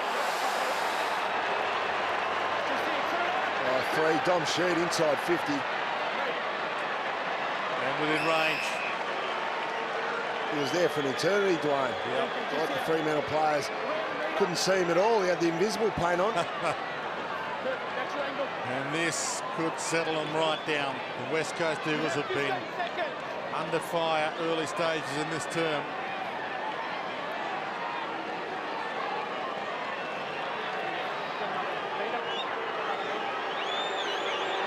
He gets some boos. That's what he has ahead of him.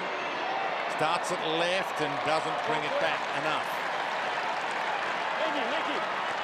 Money back onto the ground, a small rest. He's been their dominant player who's, along with Sandlands, who really has started to generate some forward movement. Along with Fife as well there, Jerry. Yeah, Fife also spot on. The trio, they've been fantastic the start of this quarter.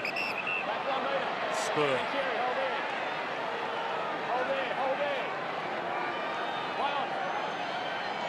Here's the fresh sub. Attempting this one, Crozier. Got it. And the West Coast defence has just held up strongly. And we're talking defence in the forward half at the moment. Making it very difficult to cross the ball. And the down-the-line kick is pretty much their only option. Fife. Which is all right when he's on the end of it. Absolutely, and he delivers it beautifully to Hill. They are out. Hill gets the skates on. Wobbles one. Pavlich, well collected. He's got an option inside 50. He pokes it over the top to the ball. Lets him run onto it. Butler gets back. And cleverly doesn't touch it. Lets it roll out. It's well done by Butler there. Well, everyone was trying to do the right thing. Pav just didn't quite execute correctly. It would have been a miracle goal from 55 if he blasted. He tried to hook it around to 2 players running in, but didn't quite put it in their flight path. You can sense the lift though from Fremantle. Hill caught by Sheridan. Flicks it out to Darling. Prittis tries to break free. Gets the kick away. Play on, not 15, and Fife again floats in. Lifted. Well, it was 15 according to the umpire. Hands it off. No, it's not. Play on. Ibbotson thumps it. Sandlands is down there. Pavlich is down there. And the fists see it through. And again, it's that long kick. It's not kick to kick in the old days at school, but no one's taking a grab. They're wasting lots of energy. But the pluses are much better pressure around the ball and at the stoppages, making it difficult for the Eagles to move the ball. Sinclair, well, Yo stayed down, and Johnson went and got it. And he just clipped by Hutchings on the way through to Pavlich. He's had an almost day, Pav. He's moving really well, just haven't been able to quite hit the target. That time West Coast got a hand in. But he's one that if he gets half a crack at it here, Jared, he might be able to turn the game in their favour. Well, the good news for Eagles fans, they're making him lead wide. So he has to kick a miracle goal if in fact they connect. Here he is trying to kick it. properly. And that wasn't a handball. Umpire well sighted there. They can turn a derby, though, the Pav. He's got an 8-goal game in a derby to his name. Shepherd, half back. He's probably going to need one of those, or a half dozen. Somebody is, if they're to win this one. This is undersold how quickly the West Coast have reset here from defence back into offence. They've just gone quickly and caught Fremantle napping. 3 on 2 here, they've got the numbers. I think that's been the big difference, Kingy, hasn't it, today? West Coast have been able to get inside Fremantle's bubble all day, whereas Fremantle have been forced wide by West Coast web. No need to tell you, this is massive for the West Coast. First and second means home qualifying finals. Third means you have to travel for your first one. Shuey.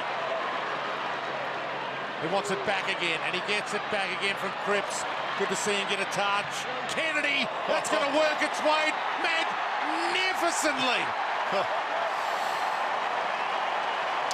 Well, it was a brilliant finish, but the Dockers really exposed their outside flank because they were also keen to get inside that inner area at this stoppage, boundary line stoppage. Have a look, they come inside, all the purple jumpers inside, leaving a couple of defence or attacking players on the outside. It was Pritis and it was Shuey, and then it was Elliot Yeo getting involved. I think it might have been Cripps, but then it allowed a little bit of magic from Kennedy to dominate. Can you see the transition there, Dwayne? West Coast have used all their numbers up through the ground. They win the stoppage, use up all their spare numbers, then they get a one-on-one, and obviously a bit of brilliance there from Kennedy to finish. Back in the middle, and the umpire doesn't like that ball up. He calls it. A couple of those already today. Tossed in the air. Sinclair, Griffin, Pavlich, Mundy. Towards Main. He's up. Crashed it late. De Boer couldn't quite sneak it through. Hearn does to Pritis. Caught by Fife. Flicks half a handball. Shuey got the answers. There's another class centre clearance. Pavlich to Mundy, but coming to nothing. Darling and Pearce both tie up. Umpire lets it run. Mzungu. Ibbotson. Good smother. This time Rosa put his body on the line. Picked up by Sinclair. Pokes it towards Kennedy. Wrapped up. Silvani's got him. Kennedy's got him. Kennedy bends it around. Oh, not quite. That would have been two of the best goals we've ever seen. Well, if we go back to Ibbotson, it wasn't his fault. He looked up. There was absolutely nothing to give it to, no one to give it to, and no one working to give him a chop out. So the pressure from the Eagles was superb. Griffin used his body well to allow Chris Main to take the mark. Plays on quickly. Midfield, Daniel Pearce. Options are plenty. Heads wide. Pavlich. Butler. Still. Butler with a little knock on to Shepherd. He missed Fife then. Fife was on his own going inside 50, Dwayne. Pearce just could not see him. But from a positive, the Dockers have found that corridor kick a number of times to set up some options. Perhaps trying to body his opponent, and his opponent's been good enough to hold him out a number of times. So they do. They need to, once they get into the corridor, they need to transition out to the other side, Jared. And that was the mistake. Pearce went back to where it had come from. Rosa caught. Hearn. Corral. Mzungu goes all the way back. See, they're going to be in trouble for key post stocks. They've just taken Schofield from the ground. Looks like a left knee concern. He's already had ice put on it. He's been substituted out of the game. So huge ramifications here for the West Coast Eagles in their finals campaign. Absolutely. There's a few going down at the moment for both teams. Fremantle may have the luxury of resting a few in the last round of the season, but the way this is travelling, you might have to keep the foot on the hammer. Shuey gets wide and the hill. That was a really good kick. Saw it lifted up the peripheral vision and found him. There's the bad news for all Eagles supporters. Another blow to the defence.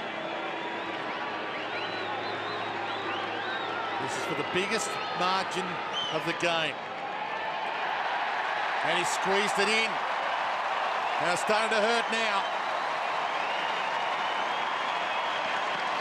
Well, they've got them on the map right now, Brownie. It's a question of, I think, just how big this lead is going to blow out too. The problem was early in this third quarter when certainly Mundy, Fife and Sandilands had a lot of dominance around the stoppages. They weren't able to hit the scoreboard.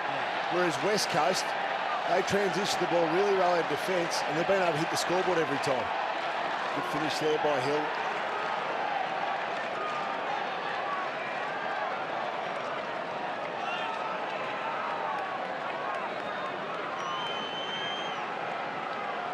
Working the best and fairest. His best. Back in the middle. Bounce to restart it. Sheed. Gaff. Caught. McGinnity. Hunted down by Mzungu. McGinnity gets there. Flicks it back. Wellingham reached in. Mzungu reaches in. The ball out of play. This is getting dangerous now. 41 points. It's quite bizarre, Brownie, when you look at the height of the Eagles forward line. It's the land of the Giants. At the other end of the ground, they're land of the midgets. Still a chance, though. Chris Mayne. Just when you think West Coast have got all the answers, Fremantle keep themselves alive. He needs to kick this. Again, we see Fife flashing through the stoppage that time. Was able to hit a target inside 50. It's been fantastic this quarter, but they need to convert here. Hasn't had the biggest day, Jared Mayne, but it can be important if he can get back here. He's had plenty of mates. They're going to have to all lift as one if they're even to get competitive, let alone win the match. 4 straight from that spot. 41 points as it stands right now, and he sneaks it in and breathes some life into it. Well, he had a massive reputation. I reckon it was 3 years ago, Dwayne, you spoke about him glowingly, about his accuracy in front of goals. It probably left him for 12 months, but he's back to his best in front of the sticks. Just got to get more options. That's a good kick. It's a smart kick. And again, Sandlands to Fife. We've seen that so many times. Over the back too, haven't we, this quarter, Jared? Yep. It's a stop move.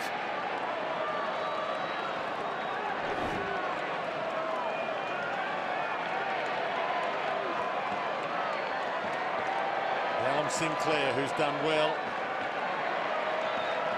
Sandland's against him. And Sandland's the palm down. Umpire says a push-off fend-off. Yeah, it's a contentious one. Chewy. His Fife was away. Yeah.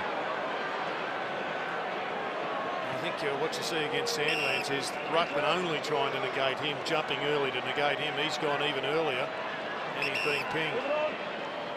Yeah, no Nick Nat Nui, of course. Darling. No Lacroix. Darling thinks he's within range.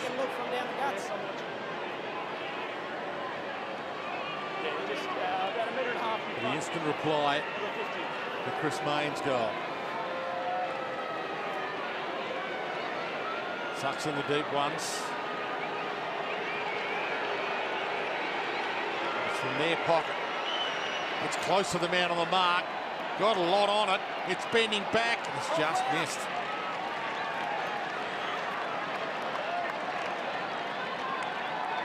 Thanks, Josh.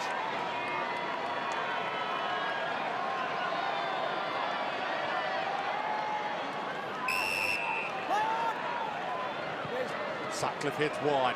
Pavlich and Walters. Pavlich used his body to perfection.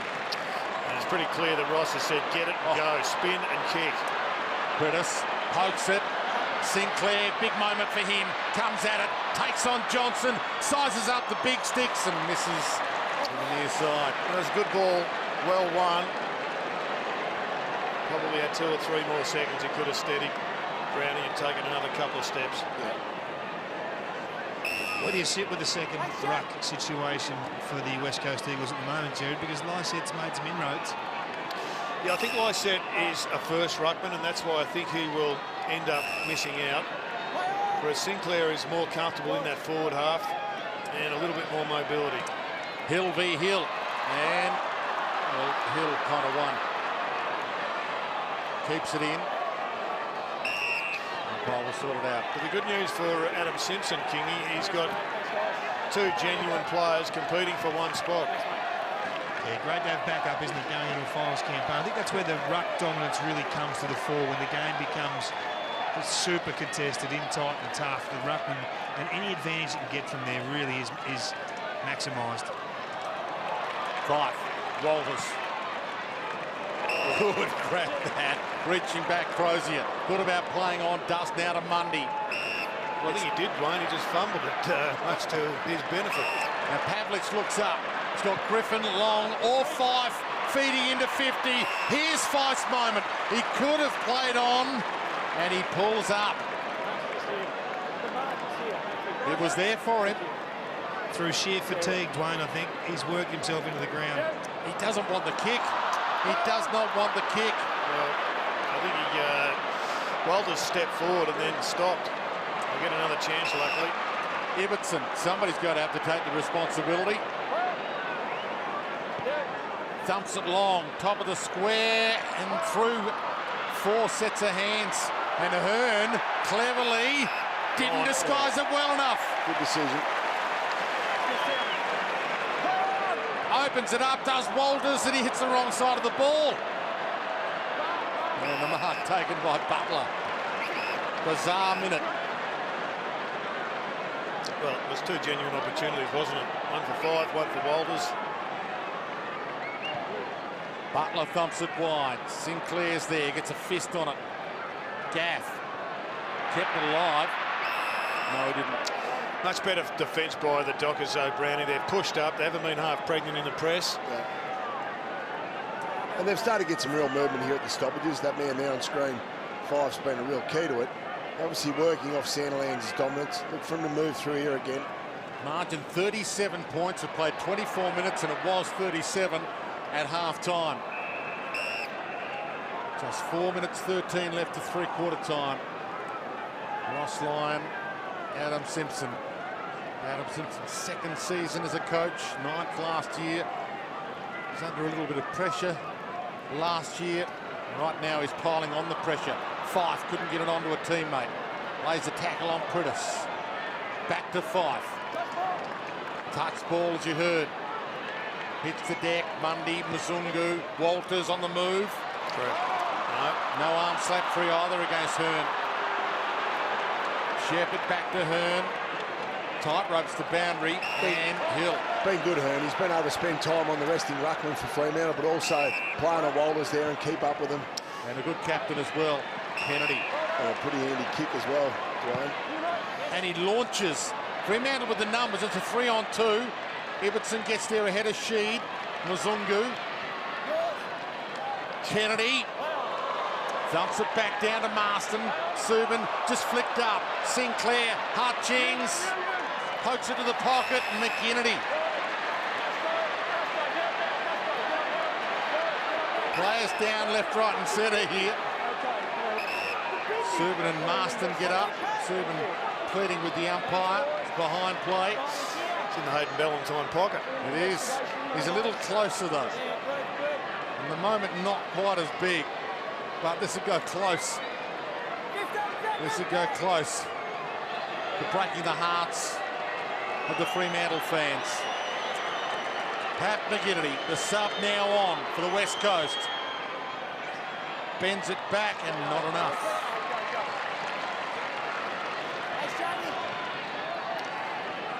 Well, the Brownlow medal favourite has had an absolute blinder of a third turn in numbers.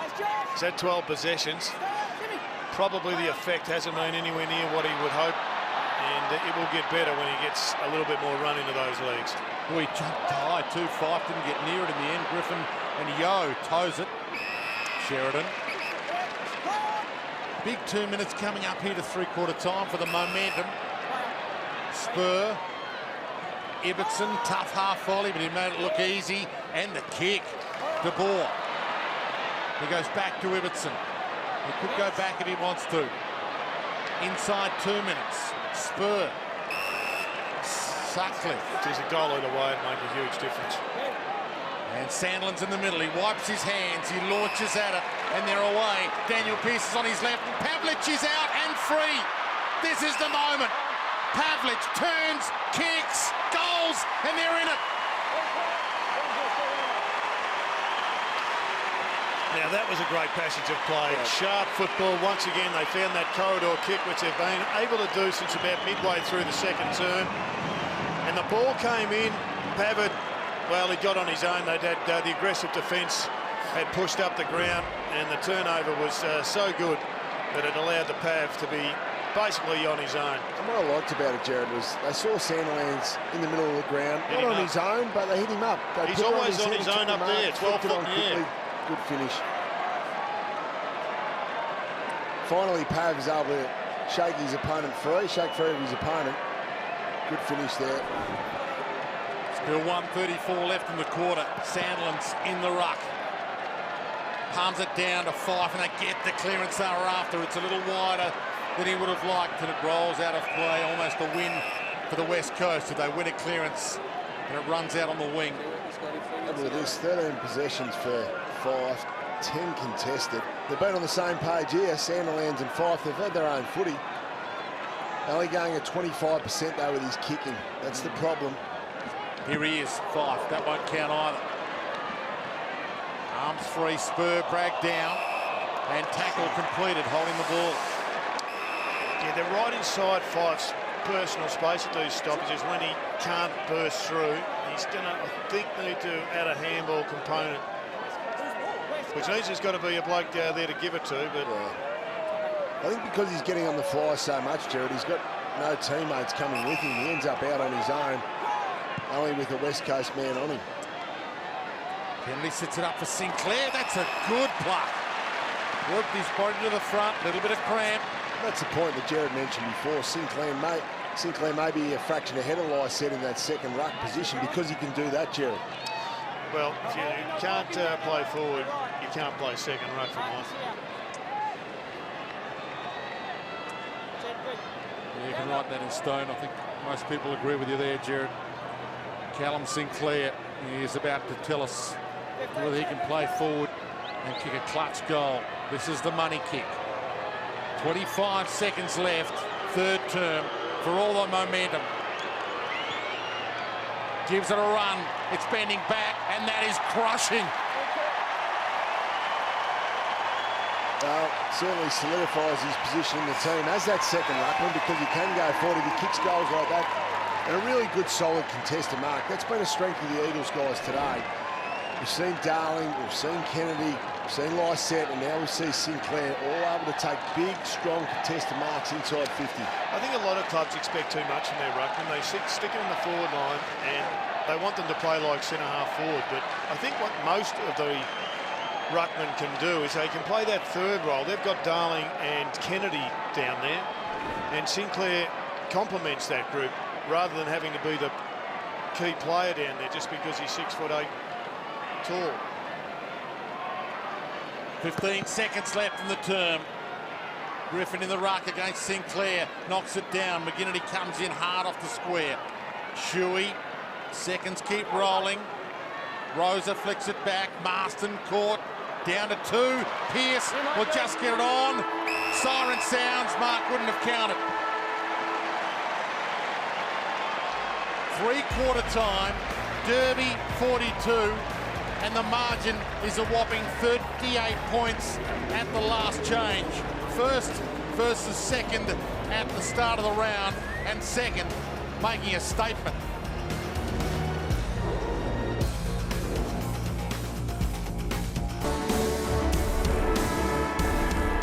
West Coast Eagles alive and well in the hunt for a flag in 2015. Began the round second. Hawthorns win, pushed them down to third. They'll be back up to second on the AFL ladder tonight with 3 rounds of the home and away season left. If they can play it out with one big last quarter against the top team in the competition, Fremantle. 11-12-78 to 5-10-40. a major surprise to many, that scoreline. Look at that third quarter. And certainly Fremantle dominated the quarter, especially in the first half, Jared, and especially through Sandilands to Fife, that's for sure. But they couldn't put scoreboard pressure on. That was the big problem, and West Coast went down the other end and scored quite easily. Yeah, they dominated in many elements, but they didn't reduce the margin. In fact, it blew out by behind from 37 points at halftime to 38. But if they can continue to get the same sort of output as they got from Nat Fyfe in that term, where he had 13 possessions and 7 clearances, then they're going to give themselves a genuine opportunity. You can just see where he's getting his possessions right around the ground. He was quite superb at elements of his game, but the finish wasn't there as much as he would like it to be. David King. Well, they're doing that perfectly, Jared, the clearance work at the moment, but they're gambling. They need to find 6 to 7 goals to be right back in this game, Fremantle, and they're taking a risk at all stoppage. You can just see here the West Coast Eagles cashing in on this one here. 5 charges, Mundy charges. It leaves Shuey and Prentice goal side. Scramble for the football, but they're out and gone. They're in the open now, and the purest of clearances enabled them to kick 2 goals, 1 in that quarter, direct from stoppages. We talked about Fife having 7 clearances and giving them a real chance. They too kicked 2 goals, 3 from clearances in that third term, and it was Fife on the move. Sandilands putting it into his path that really made them threatening, really made them dangerous. If they're going to win this game, it's going to have to come from centre bounce clearances for the Fremantle Football Club. They haven't scored a goal all day. They need to be aggressive in there, and they need to be able to score quick. That's the only way. Underway, final term, Derby 42. Fife gets the clearance. He was after, heads wide. Pavlich attacks it, and third grab. Playing on quickly. It's clearly an instruction after half-time. That's Walters, a mongrel, and he's got it. Pushing the back. Pushing the back. Clear free kick. It's a problem when you've got a small forward as your full forward. Unless he's going to jump on shoulders, he needs space. Hearn dumps it clear. Sandland's lurking. He's up. Had to fist it though. Walters gets another chance. Turns around, sizes them up, keeps them alive. Great response there by the Dockers. Cyril, of course, is the prototype for bloke who jumps on shoulders at full forward. He goes right at this point. He certainly does. But Michael Walters also an exceedingly good talent. Here's the push out initially. Yeah, absolutely there. Spot on umpire. Done a good job today, the men in green. Have a look at that for a punch, Jerry. And that was a crunch punch that has delivered a goal. Yeah, really good finish there. Well done around the corner, but set up by Sandilands. Walter's been good. His work rate's been fantastic all day. 3 goals. So that's one, Dwayne.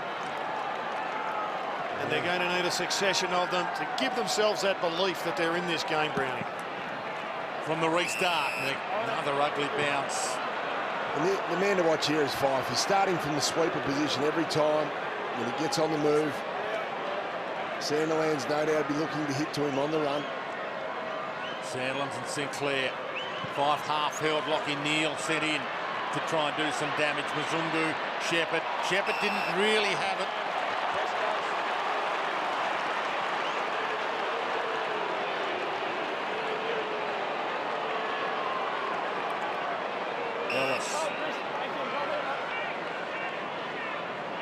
Time off the clock is a winner now for West Coast as well. There's still a lot of time left though. And he heads way wide in Fife territory with that kick, and again he can't complete it. His vertical leap's fantastic, isn't it, Jared? It just gets so far above the rest of the guys, except for Sandilands, of course. Really powerful. You look at his legs, got big, strong quads. It's going to be interesting to see the psychology of how this quarter unfolds, because right now the Dockers are the hunters, and it's a question of whether the West Coast attack to win this match or they just try and lock it away. Splendid tackle. McGinnity dragging down the superstar from behind. Told to go, walked around. Fife comes at him to gaff. They get away with it. Wobbly kick though, caught a little hand on the way through. Holding the ball. Okay, the pressure is starting to turn. David Mundy has it on the wing. Almost every West Coast player ahead of him. Sits it up. Wellingham should take this. He's had a good year. So important in this defensive team mix. And you sense he still has another gear. was such a pivotal midfielder in Collingwood's premiership a few years ago. He's got a 37 possession game for them as well. So he can get it a lot. Sits on its end and thumped away by Crozier. Yeah. And the crowd are starting to sense it. This one not cooked just yet. Elliot Yeo had his hand up. And that's the sort of kick that comes from trying to save it rather than attack Browning. Yeah. They haven't tried to save all day. They've been able to attack the corridor, West Coast. Just got to be a little bit careful. Well done to Prittis. He roved that magnificently. Hutchings to Hill. Open space ahead. Oh, no one there. He was on his own there because of an interchange. Fremantle trying to change. He'll end up on his own, waiting for Johnson to come on. Darling in a 1-on-2. Oh, well Did played. well. Knocked it down to the spare man, Kennedy. This is within his repertoire. On the left. Drives it long. Bounces it. McKennedy on the line. Could have left it. And that stings. It was all set up, Jared, by some poor play, poor organisation early on. Fremantle were trying to rotate, and the ball ended up coming out of the pack there, and there was Josh Hill standing there on his own. Then West Coast were able to get on the move. Well done by Kennedy, and it was really good body work by McGinnity, wasn't it? It was. There were three magical pieces of play, starting from Prittis, I reckon, and then it was a great tap from Darling. Nice kick in from the Coleman medalist, and then a good bit of body work. Look at that tap. That's gold.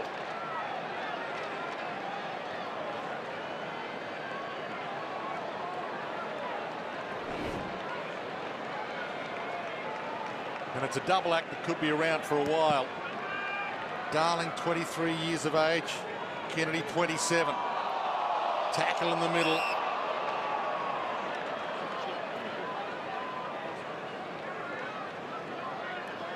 Again, there's silence. Again, it was Prittis reading it best. He had the one out the back. He read that. Mundy held. Mundy's ball. Yeah, thank you. And push Some back. cheers. Dom Sheed just asking the umpire who Mundy is. Which one's Mundy? Long kick. Attacking 50 and Pavlich. Strong hands. Held it long enough. Good mark there. He's jumped to the ball pretty well today. Good signs for the next 2 months of footy.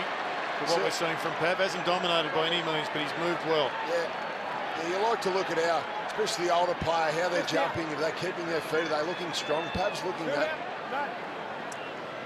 Just been, hasn't had a lot of opportunity today, certainly hasn't had clean delivery inside 50. You've seen Elliot Yeo get pushed back because of the injury to Schofield.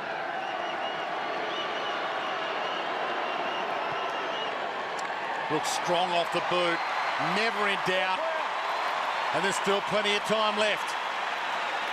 Certainly nothing wrong with the power in those legs, Jared. The way No, that's good signs. Put about 10 rows back. Good signs. They're hanging in there, though. They are getting, need a few more soldiers to jump on board. Mundy's been good. The Pavs getting involved now. They need a huge team effort now if they're to drag this margin back in. Good body work there. He's able to shrug off Yeo. Yeo's playing a fair bit, a reasonable amount on him. Hearn's back onto him now, so interesting matchup. He's got his 2 goals. He's averaging exactly, well, not quite exactly, 2 goals for his entire career. 332 games, 665 goals now. Sandlands off his head. Shuey caught. Marston, Ellis through his hands. An opening, gets it back, mops up his own mess. But it's alive. Subin, here's Pav again, he's up. Hearn, 2 captains collide. Ball to the back, Chris Mayne gets there, 2 to beat. Keeps it in there, 50. Had the break again, Pav. Just the kick wasn't quite right. Just sat on his head a bit. Had to run under the ball. Hearn was able to get there and put enough pressure on him. Volume starting to rise in here. Cripps. Bennell. Pearce and Darling. Big fist-like set. Fife. And that's been his day. It's a good tackle by McGinnity. You're right, Dwayne. Every time he's got it, he's had to deal with some enormous pressure. He hasn't been quite as sharp coming back from a few weeks out.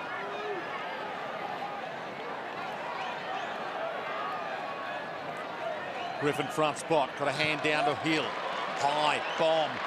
Sandlands playing out of the square. Knocks it down. Crozier got his hands free. Dump. Chris Mayne looks up. Sheridan on the run. Nails it. And it's getting hotter in here. Well, they look dangerous when Sandilands there at the top of the goal square. Just bomb it long, put the pressure on. He was able to create the spoil on Elliot Yeo. It's in a dangerous spot though. You have to be really clean. West Coast weren't. There's a bit of a cough up here. Well done by Crozier, who stood up there. Yeah, flicked it out nicely, and that's the time for the dribble. Nice little boomerang dribbler through the goals. They need to use to attack that now. Keep attacking the top of the goal square. Sweat on a West Coast mistake. Come back this way. And the chant's really roaring. The Freo chant is up and away, Jared. Well, they've got the home shorts on. They've got the majority of the crowd, and they want a victory here. Fife gets a clearance, it'll count. Hill drives it long. Hearn front spot. Half volley, not quite. Hunts it towards the line. That's his out. Subin keeps it in. Crozier playing a role. Walters one-on-one. Didn't bring the mark down. Lockie Neal. It opens up for him. Space. Time. Not the poise. Well, Benelon Walters just looks a bit of a win, or a dangerous matchup at the moment for the Eagles. The crowd continue to roar. Kennedy comes down. Silvani with him. Bumped in. Gave him a free. Josh Kennedy. Giving away quite a few free kicks today, Silvani. Around half a dozen. Disappointed with that. There's no need for that, really. Relieves the pressure easy for the West Coast to get it to the wing now. Hill jumps in. Darling couldn't gather the crumb. Alex Pearce on hands and knees. What they are doing now, though, West Coast, they're having to kick the ball long, so Fremantle's putting pressure on them.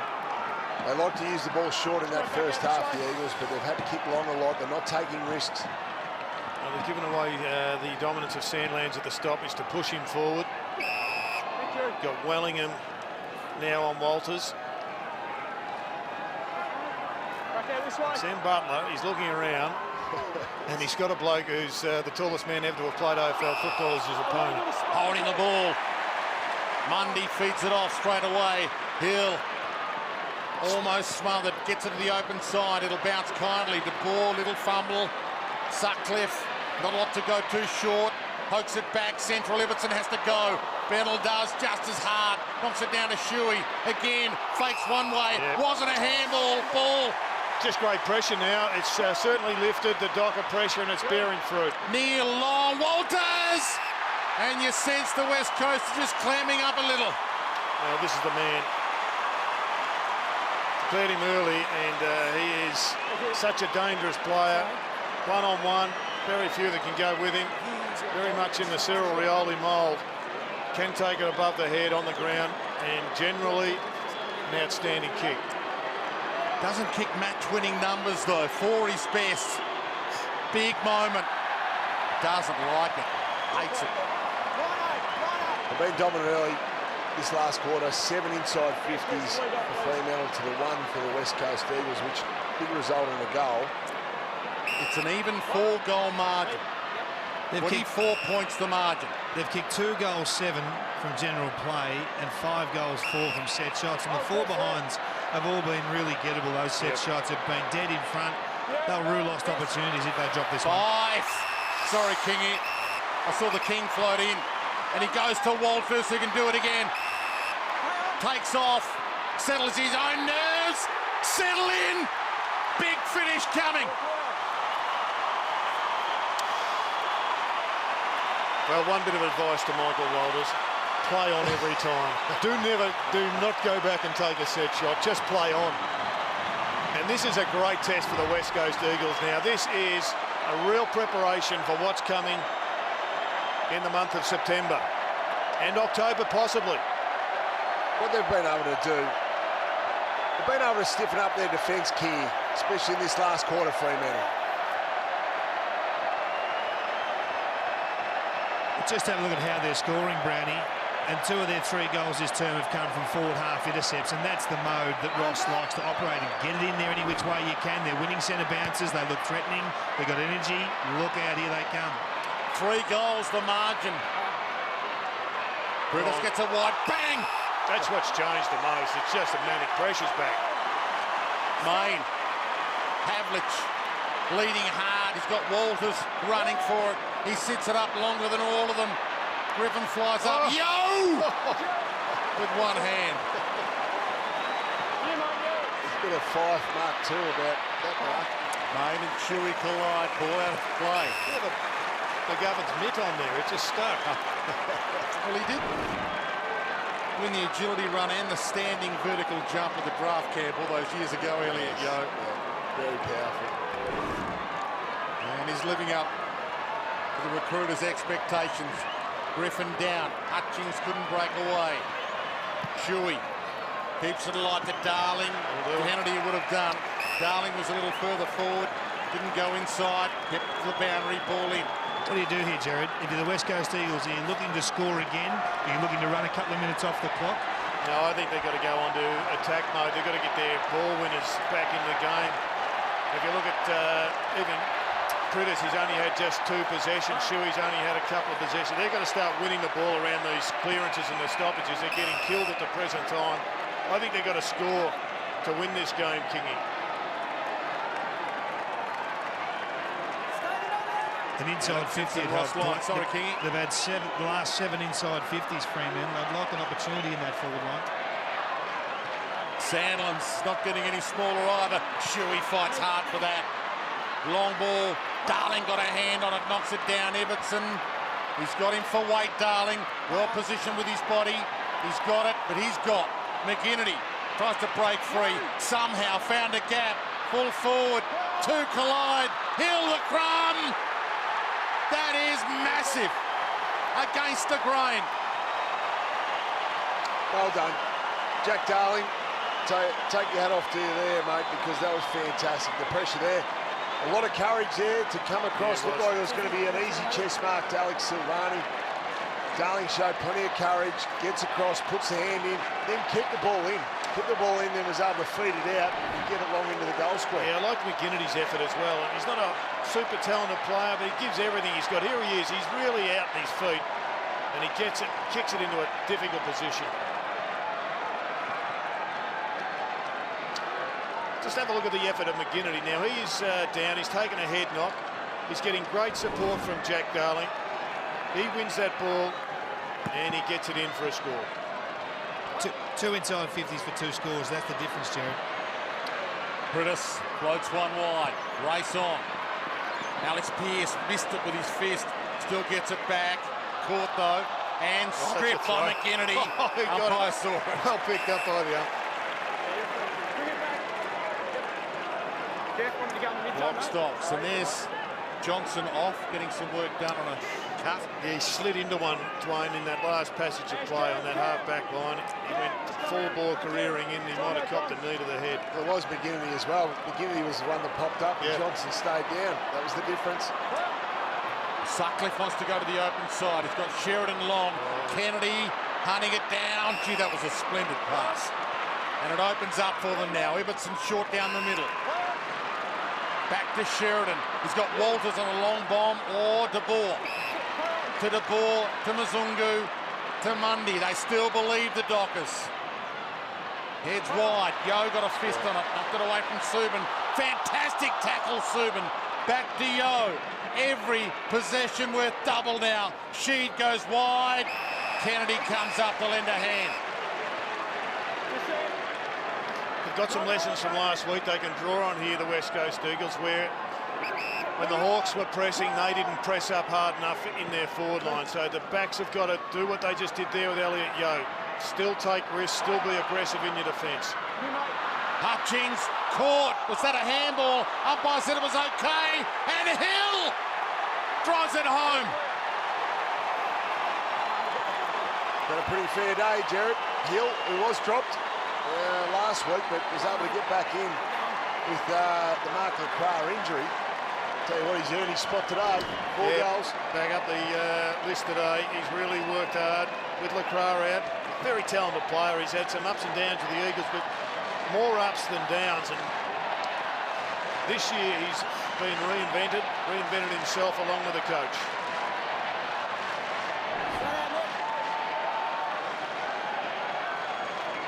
Four goals for the game, 2 goal last term. Josh Hill, Adam Simpson, sits a little more comfortably in his seat. And there's the West Coast Eagles. They'll jump above Hawthorn by half a game if they can hold on. Fremantle hoping to lock up top spot tonight. Crozier caught, throw. They put the hammer down here, the West Coast. They thought they'd need a goal. They've got two. Darling manhandled a little by Pearce. Mundy looks spent. Can't beeline this. Kennedy and the Coleman medalist hits the post. You know, the Coleman medalist should have handballed that one. That was absolutely on for Cripps. He works his guts out each and every week. He deserved to be given that one. Pushes the margin beyond 5 goals. 5 goals, 1 now. 31 points. Dom Sheed, Brownie, has really grown this year. Had a taste of it last year. He's improved a lot. Improved his engine. He's improved his kicking. And he just laid a tackle at that last second clearance. It was one of the better ones of the day. Yeah, some great new players into the competition this year. Sheed being one of them. Isaac Heaney, Hogan. Bright signs for the future of the game. Johnson. Walters. Landed like a cat. Been good today. Back inside 50 to Fife. A roller. Gathers. The push off. Needs to nail it himself. Hands it over. Makes it Pavlich's job. Griffin.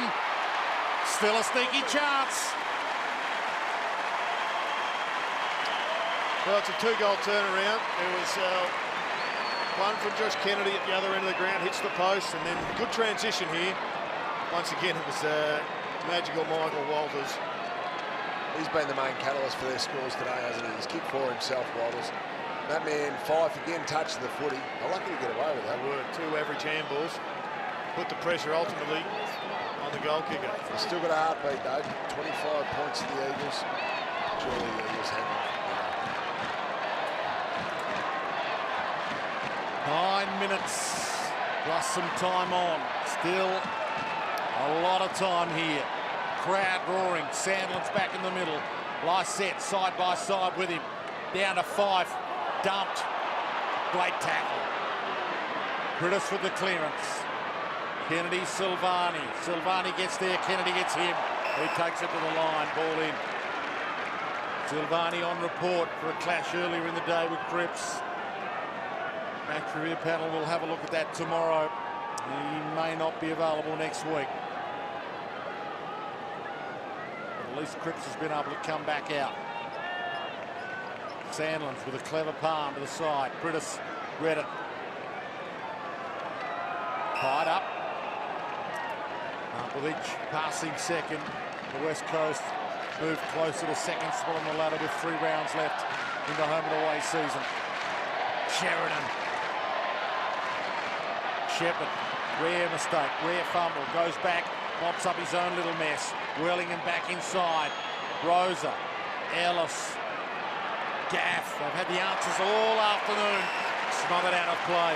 Still 8 minutes left. Just having a think, Jared and Brownie and Dwayne, what we've actually learnt today.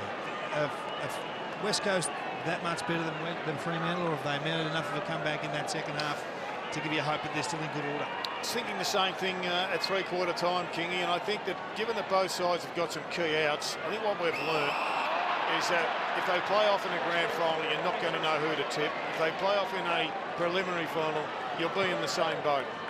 Long bomb, Pavlich up, just through his grasp. Sheridan at the back, dangerous spot. Griffin tried to feed it out. Yo in the middle of it. Mad scramble. Still Sheridan. Got a ball. Bounced it towards goal. Rosa. Can they rush it behind? Is it rushed out of play? Is that deliberate? Yes. Or is it? Throw it in. What about yourself, Kingy? What have you picked up? Well, I think we've learned that West Coast ball movement is probably better than Fremantle's out of the defensive half, that's for sure, and they can get through the press as opposed to the West Coast web. Sandlands, Pavlich, the captain, and bounced through for a smothered behind. Ellis got back, and right now it's back to an even 4-goal margin. I think ball movement, though, is very much a byproduct of pressure, and their ball movement was superb in the first 2.5 quarters, but the Fremantle pressure was unlike any side coached by Ross Lyon. And their key midfielders were down too. So Mundy, Fife, Neil, Barlow, all had poor first half. Daniel Pearce was another. I think the other thing we've learned, Kingy, is after competitive efforts against Hawthorn and a likely win here, push. The Eagles, despite some people doubting them even only up until a few weeks ago, are right in this, and that's probably stating the obvious. Poor free kick there. Michael Johnson wasn't required. Hill goes back. Butler, and they can settle it down. Inside 7 minutes. 4 goals the margin. 7 minutes left. That's the equation. Critters comes off for a rest. Darling sets himself. Goes up. Gets it to ground. Umpire circling it. I think we've also learned, Brownie, that we're going to be coming here for a fair bit of September and early, certainly September. Probably 2 finals first week, and you know, one of these clubs may be lucky enough, if not both, to not leave Perth until the grand final. Absolutely. 2 finals first week, and if they are one, you get the 2 finals in the 3rd week. Chris Main sets it up. Pavlich is in position 1A. Pushed Ellis to the side. That's okay. Ugly bounce. Gets back. Feeds it up. Unselfish. Hill. Sidestep. Made it tough. Nails the goal. 3 goals the margin. Made hard work of it, the Eagles, but they got the job done. Nice handball that time by the skipper, and deft footwork by Stephen Hill. Bit of body work there. Able to get Alice out of the way. Didn't know where this ball was going to bounce. There's some nervous moments by Pav, but showed a fair bit of composure here, Jared. He knew he had the troops coming to support him. Mind you, Hill nearly mucked this one up. He's able to snag it through. But and after this, we've got a flat footing. Tom Brady here, is it? Maybe that's the only way. This is amazing, this transformation. Full house, 42,000 here. 97 to 79. If you have just joined us, Fremantle led by 35 at quarter time, 37 at half time, 38 at 3/4 time, and it's an 18-point ball game. Sandlands, free kick, Mundy, they'll get the clearance. 24th hit out to advantage, Dwayne, compared to 2 for the Eagles. Been amazing by Sandlands today. Been BOG for mine, even though he's in the side well down. Crozier thumps it, Walters, Hill, Hill! Couldn't bring it down. Hits the carpet, bodies everywhere. Tell you what, also the positive about doing derby games, Stuart, is the aerialists we have here. Yeah. Fife, Walters, Yo. Who's rocking? Who's rocking? Unbelievable guys jumping up the footy. The only thing to this is they probably have to lock out about 20,000. What happened with the new stadium?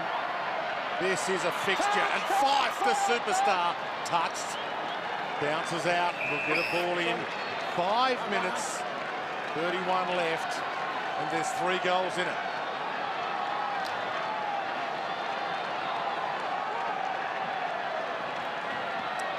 Sandlands with a flick back.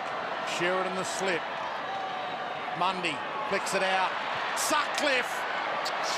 Well, when you're this far down, you've got to nail those. You only get so many chances, and you have to nail those. 3 goals and they're in front. 5 minutes left. Margin pulled back to 17. It's Mundy and Fife, that big second half, haven't they, after being quiet the first. Again, Mundy set that shot on goal up. Need to finish that. Hearn drives it, 65, and over the back. McGinnity was waiting for it. Hutchings with the outside of his boot. Great kick. Race on, Hill and Spur. They're 1 goal from sealing it, and they know it. Wellingham, Hill, Wellingham slips, Hill slips. Gathers the Sherrin. Mundy to set it all up. Down the middle he travels. Lockie Neal. Into open space. Spur held up. Back to Neal. Got to get some players into defence, the Eagles. We'll take a grab, he's been good. Skipper, he's had an underrated season. A lot of people going down around him, a lot of key defenders, and he stood tall.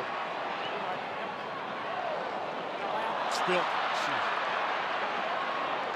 Rose had just got it out. Gaff Dumps it to half forward. Good attack, Kennedy. Got it to ground at least. Stripped. It was only a few weeks ago, Brownie, that there were still major question marks about the validity of the West Coast Eagles. Common knock was haven't played anybody. Well, they've played them all now. They nearly beat Hawthorn. Yeah, they were so close. They would have beaten Hawthorn last week. Patrick McGinley didn't miss a crucial set shot halfway through the third quarter. Minutes away from a big win here against the side on top of the ladder, albeit both sides with a couple of key outs. If they get them back in, it's going to be an issue of health as much as expertise in that grand final if one of these sides make it. And if they get up from here, 3 minutes 58 left, 17 points to margin. And it's looking more likely they'll get Hawthorn back here in that first week of the finals rather than at the MCG. They'll be easier to beat here than the G. Kennedy keeps it in. Gaff to the pocket to Darling, and he can have the last say. He's been one of the great keys as well, given that he missed so much of the pre-season, in fact the whole pre-season, then the majority of the first half of the season with a navicular stress fracture or hot spot, whatever it was clinically. But he has come on in leaps and bounds and he keeps getting better. There's more upside for him over the last 7 weeks of footy if they get that far.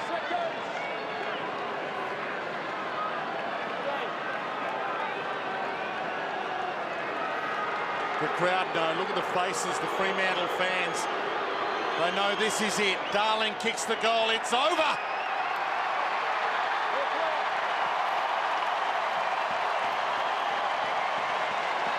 And they're entitled to celebrate because they've worked so hard and it's been a long time between drinks for Eagles fans for derbies. That man has yet to win one. He's had 3 outs and it looks like he's broken his duck. And now the next 3 rounds. Yeah, it's crucial because Bulldogs and Adelaide will be really tough. Bulldogs have had a fantastic season, huge win today. Adelaide's back in the form as well. You have to win more of those games and Hawthorn win to keep second spot. Well, Hawthorn's got a pretty easy run home. That's what West Coast, it's crucial they won today. Half a game between them, so percentage not a factor between those two. Mundy with the clearance. Neal drives it long. Walters stalking it for the leap. Goes up late. Bonnell. Daniel Pearce. Chris Main. Hill. Over the heads. Pavlich there, but Yo equal to it. And he finds the line. Jared, just having a look at the West Coast Eagles lineup. The leading disposal getter, Andrew Gaff, with 23 disposals. They've got a great spread in the high teens. I think that shows you when your system's working, you'll score. You don't necessarily rely on one particular player. Yeah, sure, Hill's kicked 4 goals, but the spread of contributors is very even. Yeah, spot on. Rosa with 22 and Pritis a damn day in some ways from a statistical perspective. Shuey's been very good. Clever fumble, Sinclair. Out of play a win. Ross Lyon. Still top of the AFL ladder, still in the box seat. That's their next 3, North Melbourne. Melbourne back here. And maybe he can rest some players against Port Adelaide at the Adelaide Oval last round if they've got it locked up. Pritis to Butler. But Pritis stolen. Mundy, pocket, tried to be unselfish. Fantastic smother. I spoke about them, Dwayne. Problem with Fremantle losing today, they don't have as much flexibility to rest players. I think they'll rest quite a few next week at Etihad Stadium after a few of their players pulled up sore last week off that same surface. Shuey on cue gets a high one. Had a great game, Shuey. I think this is perfect for Fremantle. I've been saying it all week, Brownie, that this suits them. Top 2 teams being West Australian team would absolutely suit them down to the ground. Regardless of what happens first week finals, they'll stay in Western Australia. Yeah, and this would mean if Hawthorn does get beaten first round of the finals, they might beat Hawthorn here in a prelim final if things go their way. They'd have to beat Hawthorn here in a prelim rather than have to try and beat Hawthorn at the MCG on grand final day. There's a lot of water to go under the bridge yet. Absolutely. I mean, the top opponents... Top end second are huge, though. The opponents at West Coast have got they've had 2 massive weeks. If they could get over the top of the next 2 opponents, they are absolutely have earned their top 2 spot. Absolutely. Darling flicks it out. Lysette centering ball. 3-on-1, bounces on a 10. McGinnity nearly beat all of them. Play on, and he takes it through. McGinnity's playing a fantastic role there. Lost a couple of players. Just goes to show that depth is part and parcel of a successful campaign in our AFL footy now, as much as your best 6 players or your best 18 players. Hill, Main, Subin playing out the seconds, hoping for no injuries now. Walters, who's tried to inspire them. They all run forward. Butler has to get back. Talked into it by Sinclair, who didn't shepherd. Yo. And the West Coast fans in full voice right now, about to celebrate. They can see the scoreboard. 35 minutes gone in this final term. They know there's not long left before they can go up as one. Fremantle came into this having won the last 6 derbies. But the West Coast still one back. 1 each this year, derby-wise. But you get the sense they could meet again in 6 weeks' time at the G. 1 and 2 on the AFL ladder. 24 points between them at the end. The West Coast too strong. 15-14 to 11-14. Yeah, it was fantastic, and it was from the West Coast blast, not the Freo blast today. Their midfield really dominated early on. Freo were a little bit flat, but how good was the West Coast Eagles? And you see one of the guys that benefited from that early on, Josh Kennedy, had that much space inside 50, and he would have been rubbing his hands together, and David King's got the man just now. I tell you what, he's worked himself into the ground. That was a tough battle, but you got off to a flying start, but that was tough, wasn't it? Oh, mate, it's always tough against Freo, and yeah, look, it's just great to peg one back. I think it's been the last 7 games that we haven't been able to win, and they smashed us earlier in the year, so it's good to fight back like that and hold on for the win. We're just talking about what a great spread it was. You didn't rely on any one player. I mean, you've kicked your couple, Josh kicked 4. It wasn't really about the goal kick. It's really at 23 possessions was the leading disposal winner for the West Coast. It's a great team effort today. Yeah, look, we've been trying to get an even spread like that, so we don't have to rely on anyone, because yeah, a lot of teams will take away your strength, so we've got a lot of boys who are contributing, which is fantastic, so it's good to see. Got you 100 points again? Yeah, it was nice. It's good to get over 100, so no, the boys are moving the footy pretty well through the guts, and yeah, it's been awesome. Got some players to come back. Things are coming in together quite nicely, aren't they? Yeah, look, it'll be good to get Garv, Lecker and these boys back, so Nick Nat next week hopefully, so looking forward to it. You look spent, mate. You need to go and have a lay down, I reckon. Go to bed. Cheers. Well done. Cheers. There's Nick Nat Nui with his mother passing away. Could make the decision that he's right to go next week. It'd be a huge inclusion. They still got Mark LaCroix to come back, and LaCroix kicked 5 goals, and Nat Nui was best for the West Coast when these 2 teams met in round 3, and Fremantle won, and yet they didn't have those 2 today, and West Coast win. This is a team making a statement right now, the West Coast Eagles. Handshake, Ross Lyon, 1 and 2 on the AFL ladder. The 2 big guns from the West. And in the end, 24 points the margin in favour of the Eagles.